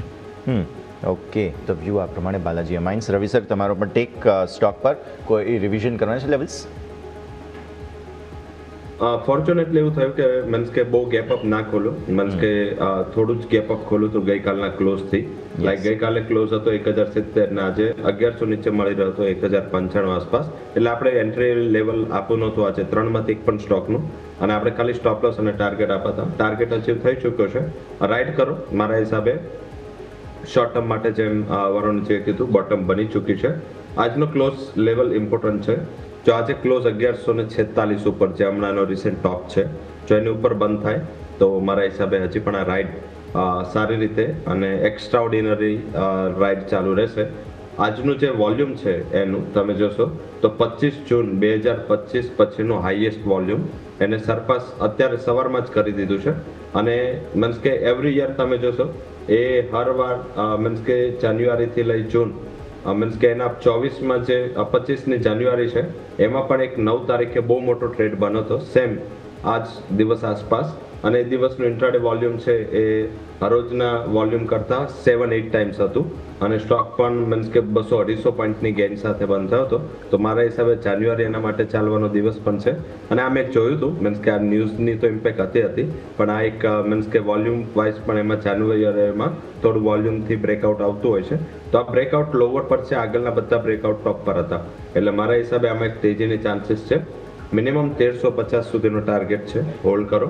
અને હવે જે લોકોએ ખરીદી કરી છે આજે 1150નું લેવલ ધ્યાનમાં રાખો, 45-46નું. જો આના ઉપર ક્લોઝ જ્યાં સુધી થાય છે ત્યાં સુધી આ મોમેન્ટ તમને રાઇડ કરી શકે. ઓકે, તો વ્યૂ આ પ્રમાણે અહીંયાથી બાલાજી માઇન્સ પર જોવા મળી રહ્યું છે. નજર રાખીશું. ટાર્ગેટ્સ ઓલરેડી હિટ થઈ ચૂક્યા છે. હજુ પણ આગળ તેજી યથાવત રહી શકે તેમ છે, તો તમારે નજર રાખવાની રહેશે. આવો આગળ વધીએ અને માર્કેટ્સ પર હવે ફોકસ અહીંયાથી ખાસ કરીશું. જોઈ રહ્યા છીએ એક રેન્જમાંથી બહાર આવવાની કોશિશ. ડેફિનેટલી બેંક નિફ્ટીમાં સરસ એક રિએક્શન મિડ કેપ અને સ્મોલ કેપમાં સામે વેચવાલી આવી ગઈ છે આજે. સો સેક્ટર રોટેશન આ પ્રમાણે જોવા મળી રહ્યા છે. Defence, real estate, by the way amazing તેજી જાય છે આજે નિફ્ટી રિયલ્ટીમાં આવતી જોવા મળી રહી છે. એક વાત આવો નજર કરી લઈએ સેક્ટરમાં સ્ટોક્સ કયા કયા અત્યારે ફિલહાલ ચાલી રહ્યા છે તેને ખાસ ફોકસમાં રાખીશું. ઓબ્વિયસલી સ્મોલ કેપ સ્ટોક્સ ઘણા બધા હોય છે અહીંયા, પણ જો લાર્જ કેપ સ્ટોક્સમાંથી જોવા જઈએ તો એક સનટેક છે કે જે સરસ ચાલ્યો છે આજે. સનટેક પર નજર કરો એક વખત વરુણ સર, કઈ રીતે જુઓ છો? ઓબેરોય, સનટેક બધા જ સારા ચાલ્યા છે આજે. નિફ્ટી રિયાલિટીનો ચાર્ટ જોઈએ તો લાસ્ટ આખું વર્ષ 2025નું જોઈશું તો અંડર પરફોર્મર રહ્યું છે અને એક રેન્જમાં આપણને કારોબાર જોવા મળી રહ્યો છે. નિફ્ટી રિયાલિટીની વાત કરીએ તો 840-800ની ઝોનની આસપાસ 3 વખત એક બોટમ બનાવવાની કોશિશ કરી છે અને ત્યાંથી બાઉન્સ થાય છે. હાલ ફિલહાલ આપ જોઈશું તો જે ઇન્ડાઇસિસ છે 200 SMA નીચે કામ કરી રહ્યો હતો, હવે આપ જોશો તો આજના પ્રાઇસ એક્શનથી 200 SMAની ઉપર અત્યારે કન્સોલિડેશન કર્યું છે અને બ્રેકઆઉટ આપવાની કોશિશ કરે છે. 930 950નું ઝોન જો અહીંયાથી ક્લિયર કરે છે તો 980નું એક નાનકડું રેઝિસ્ટન્સ રહેશે. એના પછી અહીંયા જોશો તો ક્લિયર કટ 1050 સુધીની એક રેલી છે જે સારી એવી અત્યારે આપણે 5 to 6% આસપાસનો અહીં આપવો દેખાઈ રહ્યો છે. તો બિલકુલ આઈટી સ્ટોક જે માફ કે જો રિયાલિટી સ્ટોકની અંદર આપણે જોશું તો સારું એવું બોટમ અહીંયા બની રહ્યું છે. સનટેકની આપણે જો વાત કરીએ તો સનટેકની અંદર આપણે જોશું 380ની આસપાસના એક આપણને લો જોવા મળે છે. અહીંયા પણ આપણે જોશું તો ટ્રિપલ બોટમની આસપાસનું એક ફોર્મેશન છે વીકલી ચાર્ટ પર, અને જો આ સ્ટોક સફળતા મળે છે 400 450ની આસપાસની ઉપરનું ક્લોઝિંગ માટે તો અહીંયા સારી એવું બ્રેકઆઉટ વીકલી ચાર્ટ પર મળે છે. બિલકુલ આ પોર્ટફોલિયોમાં સામેલ કરી શકાય એવી રીતે અત્યારે આ એક બ્રેકઆઉટ બની રહ્યું છે અને 420 400ના સ્ટોપ લોસ રાખીને આ સ્ટોકમાં જે પણ અત્યારે મોમેન્ટમ છે રાઇડ કરી શકાય છે. આવનારા સમયમાં 550 થી લઈને 600 સુધીના ટાર્ગેટ અહીંયા બની શકે એવું દેખાઈ રહ્યું છે. ક્લિયરલી તો આ સંકેત અત્યારે ફિલહાલ અહીંયાથી ખાસ બનતા જોવા મળી રહ્યા છે, નજર રાખીશું. પણ આવો આ સાથે જ વધુ એક નવો આઈપીઓ આવી ગયો છે ભારત કોકિંગ કોલ લિમિટેડ, અને આ આઈપીઓને લઈને મારા સહયોગી યોમિકે કંપનીના મેનેજમેન્ટ સાથે વાતચીત કરી હતી. આવો સાંભળીએ આ આઈપીઓ પર કંપની તરફથી શું પ્રતિક્રિયા સામે આવી રહી છે. ફાઇનલી 2026નો પહેલો આઈપીઓ આવી ગયો છે દલાલ સ્ટ્રીટ ઉપર, અને એ પણ નામચીન કંપની કોલ ઇન્ડિયા, જે સૌ કોઈ સાંભળ્યું છે કે ડિવિડન્ડનો કિંગ કહેવાતો હોય છે, એમની જ સબસિડિયરી કંપની ભારત કોકિંગ કોલ, કે જેનો આઈપીઓ હવે દલાલ સ્ટ્રીટ ઉપર એન્ટ્રી કરી રહી છે. તો આપણી સાથે મનોજ કુમાર અગ્રવાલ, જે ચેરમેન અને એમડી છે मैनेजमेंटમાંથી, જે આપણી સાથે बातचीत કરવા માટે જોડાયા છે. सर आपका स्वागत है. सर मेरा पहला क्वेश्चन आपको ये है कि ओवरऑल कंपनी का जो आत्मनिर्भर भारत पे जो सबसे ज़्यादा अभी फोकस चल रहा है, तो उस पर किस तरह से वो आगे ज़्यादा बढ़ेंगे और कंपनी का मेन आने वाले 4 से 5 साल में क्या एक्शन प्लान है देश को लेके? बहुत ही सार्थक प्रश्न आपने पूछा. सबसे पहले आपकी मीडिया को मेरा बहुत बहुत शुभकामना, नमस्कार. आने वाले भविष्य में और वर्तमान में पहले मैं अपने कंपनी के बारे में आपको कुछ बता दूं कि हमारी company Bharat coking coal limited BCCL coal India CIL की एक सब्सिडरी कंपनी है, और आप जानते हैं कि CIL विश्व का सबसे बड़ा पब्लिक सेक्टर है. हमारा भारत कोकिंग कोल लिमिटेड मुख्य रूप से कोकिंग कोल के उत्पादन में इंडिया में सर्वश्रेष्ठ है. सबसे अधिक इसका कंट्रीब्यूशन है, अराउंड 58.5% टोटल इंडिया के कोकिंग कोल प्रोडक्शन का हमारी कंपनी करती है. कोकिंग कोल का लिंक मुख्य रूप से ये प्राइम आइटम है स्टील कंपनी के लिए. स्टील के उत्पादन में कोकिंग कोल का बहुत बड़ा योगदान है. बिना इसके स्टील का उत्पादन नहीं हो सकता है. तो स्टील के उत्पादन में स्टील कंपनीज मेनली हमारी कंपनी से कोयला लेती है और विदेशों से लेती है, मुख्य रूप से ऑस्ट्रेलिया से. एक्चुअली स्टील इंडस्ट्रीज़ का रिक्वायरमेंट जो होता है वो 12 to 13% एस परसेंटेज वाला कोकिंग कोल का होता है. हमारे यहाँ जो कोकिंग कोल होता है देश में वो 40% से अधिक उसमें एस होता है. तो वाशरी से एस को वाश करके हम लोग लगभग 18 से 19% एस कंटेंट पर पहुँचते हैं. ऑस्ट्रेलिया जैसी कंपनी से मेजरली इंडिया इंपोर्ट करता है, जिसका एस परसेंटेज अराउंड 8 to 9% होता है. ये दोनों कोयला स्टील फैक्ट्री में जाती है, स्टील इंडस्ट्री में जाती है, और 12 से 13% आपस में ब्लेंड करके इसको उत्पादन के लायक वो अपने कोल का यूज करते हैं. तो स्टील इंडस्ट्री के ग्रोथ के साथ साथ हमारी इंडस्ट्री का भी ग्रोथ होगा. रादर हमारे इंडस्ट्री के ग्रोथ के साथ उनका अनन्यास्य संबंध है, और आने वाले भविष्य में इसका बहुत ही उज्जवल भविष्य रहेगा. और इन्वेस्टर्स की दृष्टि से इसमें इन्वेस्ट करना बहुत ही अच्छा रहेगा. हमारे कोकिंग कोल को कोई थ्रेट नहीं है. ओके. एंड सर मेरा नेक्स्ट क्वेश्चन इज कि अगर हमारा इंटरनेशनल प्राइस अगर मार्केट में देखें, अगर वहाँ पे ड्रेस्टिकली 40-50% उनकी प्राइस डिक्लाइन हो जाती है, और जो स्टील कंपनी से वो इंपोर्ट कोल के वहाँ शिफ्ट होने स्टार्ट हो जाते हैं, तो कंपनी का नेक्स्ट प्लानिंग क्या होगा? अगर उनका डिमांड कम हो जाती है तो उसको बैलेंस किस तरह से करेगी कंपनी? देखिए, ऐसा है कि केवल विदेशी कोयला के निर्भरता पर स्टील इंडस्ट्री अपना स्टील का उत्पादन नहीं कर सकती है. मैंने पहले भी बताया कि 8 to 9% विदेशों से जो कोल आता है उसमें एस परसेंटेज होता है, और 12 to 13% वाला कोल, एस परसेंटेज वाला कोल स्टील इंडस्ट्री की ज़रूरत है. तो हमारा कोयला फिर भी इनको लगेगा वो कोयला जो 18% 19% एस कंटेंट का है उनका 8 to 9% है, मिलकर ही 12-13% ब्लेंड करने के बाद पहुँचेगा। अगर विदेशों में कोयले की कीमत कम भी हो जाती है तो सेल जो मुख्य उत्पादक है steel authority of India limited steel का, उसके साथ हमारा कांटेक्ट है कि कितना भी रेट कम हो या बहुत ज़्यादा हो, हम लोग 62.5% ऑस्ट्रेलियन FOB का कोयला देते हैं और इसका रेंज है, अगर खूब कम हो जाएगा तो 10,500 रुपये प्रति टन और खूब ऊंचा रेट भी हो जाएगा तो 14,000 रुपीज़ प्रति टन के रेट से उनको इसी रेंज में उनको कोयला लेना है, जो कि हमारा उनसे एग्रीमेंट है। इसलिए इस मामले में भी उतार चढ़ाव से हमारा कोयले का दाम बढ़ सकता है, लेकिन 10,500 रुपीज़ पर टन से कम नहीं। ઓકે તો તમે સાંભળી રહ્યા હતા અત્યારે ફિલહાલ ખાસ બહુ જ ઇન્ટરેસ્ટિંગ ચર્ચા. રવિ સર, ક્વિક રિવ્યૂ આ IPO પર શું સલાહ? ડેફિનેટલી આઈ થિંક જે લોકો પ્રીમિયમ જોઈને કરતા એ લોકોએ તો મીન્સ કે ચાલુ કરી પણ દીધું હશે બેડી. કંપની તો સારી છે. I think like listing gain માટે જવું જોઈએ લોંગ ટર્મ કદાચ. હજી પણ મને થોડું ડાઉટ છે કે મીન્સ જે રીતે પ્રમોટરની હિસ્ટ્રી રહી છે એ રીતેનું એક રેન્જમાં ચાલી જાય તો આઈ થિંક ડિવિડન્ડ માટે અત્યારે બહુ લોકો એમાં સબસ્ક્રાઇબ નથી કરતા હતા. પ્રાઇસ એટ્રેક્ટિવ છે એક્સ્ટ્રાઓર્ડિનરીલી, અને મીન્સ કે કોઈ PSU કંપની આ રીતે વિચારીને IPO લાવે છે એ મારા હિસાબે એને મીન્સ સારું મેનેજમેન્ટ ગણી શકાય. કારણ કે મીન્સ મેં જોયું છે કે PSU કંપનીનો જ્યારે પહેલાં ઇનિશિયલી અત્યાર સુધી જે IPO આવે છે એ લોકો ફાઇનાન્શિયલ્સની બહુ વધારે ચિંતા નથી કરતા હોતા, એ લાવવાના ટાઈમે IPO લાવી દે છે. આ કંપની રાહ જોઈ, સસ્ટેનેબિલિટીની રાહ જોઈ. ગ્લોબલી પોલિસીસમાં ઘણા ચેન્જ થયા છે. US પ્રેસિડેન્ટ તરીકે ટ્રમ્પ પછી એ લોકોએ જે ટોટલ પોતાનું એક્સપોઝર હતું મીન્સ કે નોન ફોસિલથી ફોસિલ એટલે કે જે રિન્યુએબલ એનર્જી ઉપરનું આખું ફોકસ એમને હટાવીને કોલ, ક્રૂડ અને ગેસ બેઝ ઇકોનોમીનું ફોકસ કરી દીધું. તો આધારિત કોલ ઇન્ડિયામાં પણ એક સારું ટ્રેક્શન હતું. એમના સેલ્સ ને ઓફટેકના ડેટા પણ સારા આવી રહ્યા હતા. સ્ટીલ કંપનીઓ અત્યારે મેટલ કંપનીઓમાં પહેલાં ફેરસમાંથી નોન ફેરસમાં આવી અને હવે ફેરસમાં તેજી દેખાઈ રહી છે. તો એનું પણ એક સેન્ટિમેન્ટ ઇમ્પેક્ટ લઈને કંપની આવી રહી છે. લિસ્ટિંગ ટાઈમે ફંડામેન્ટલ સારા છે, કંપની માટેના ટ્રેક્શન સારા છે. તો આધારિત મારા હિસાબે અને પહેલો IPO છે કેલેન્ડર યરનો, તો પ્રતિસાદ બી સારો મળશે. હાલાકી અલોટમેન્ટ મળશે કે નહીં એમાં બહુ મોટો ડાઉટ છે, કારણ કે મલ્ટી ટાઈમ અને જે રીતેનો પ્રાઇસ છે, કારણ કે ઇન્ડિયન માઇન્ડસેટ એ રહ્યું છે કે પ્રાઇસ એમાં પણ પ્રાઇસ બેન્ડમાં જો 23 રૂપિયાનો પ્રાઇસ બેન્ડ છે એટલે લોકો બહુ ખાસું એવું અહીંયા સબસ્ક્રાઇબ માટે એપ્લિકેશન્સ કરશે.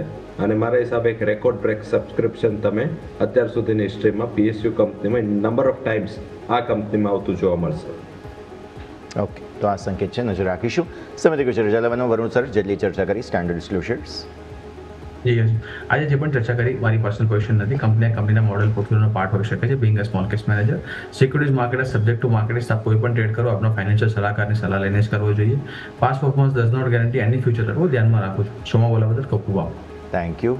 રવિ સર, આપના તરફથી જે પણ સ્ટોક માર્કેટ ઇન્ડાઇસીસ વિશે ચર્ચા કરી છે એમાં મારું કોઈ પર્સનલ હોલ્ડિંગ કે પર્સનલ મીન્સ કે રિકમેન્ડેશન નથી, બટ મીન્સ કે ક્લાયન્ટના પોર્ટફોલિયોમાં કે અમારા જે PMS છે એમાં સ્ટોક્સ હોઈ શકે છે. સાથે ક્લાયન્ટની હોલ્ડિંગ પોર્શનમાં થ્રુ કેશ ઓર ડેરિવેટિવ હોઈ શકે છે સ્ટોક. અને કોઈ પણ પોર્શન લેતા પહેલા તારા ફાઇનાન્શિયલ એડવાઇઝર સાથે ચર્ચા કરવી જરૂરી છે. અને મીન્સ કે જે રીતે આપણે એક્યુમ્યુલેશનના સ્ટોક છે જે રિકમેન્ડેશન આપીએ છીએ કે લાંબા સમયનું એ 1 વર્ષનું ટાઈમ હોરાઇઝન છે, એટલે માઇન્ડમાં પણ રાખવું જોઈએ. અને શોમાં બોલવા બદલ ખૂબ ખૂબ આભાર. Thank you. ખૂબ ખૂબ આભાર રવિ સર, વરુણ સર, સમય ફાળવીને મારી સાથે જોડાવા માટે. Thank you sir. તો માર્કેટ્સ બેઝિકલી રેન્જમાં છે, હજુ સુધી કોઈ ખાસ પરિવર્તન નથી. તળિયેથી રિકવરી બતાવવાની કોશિશ બેંક નિફ્ટીએ કરી પણ સફળતા નથી. આ સાથે જ ઓપનિંગ કેપિટલમાં હાલ બસ આટલું જ. મને યશને આપજો રજા. આગળના તમામ અપડેટ્સ માટે આપ જોતા રહો ન્યૂઝ કેપિટલ નેટવર્ક.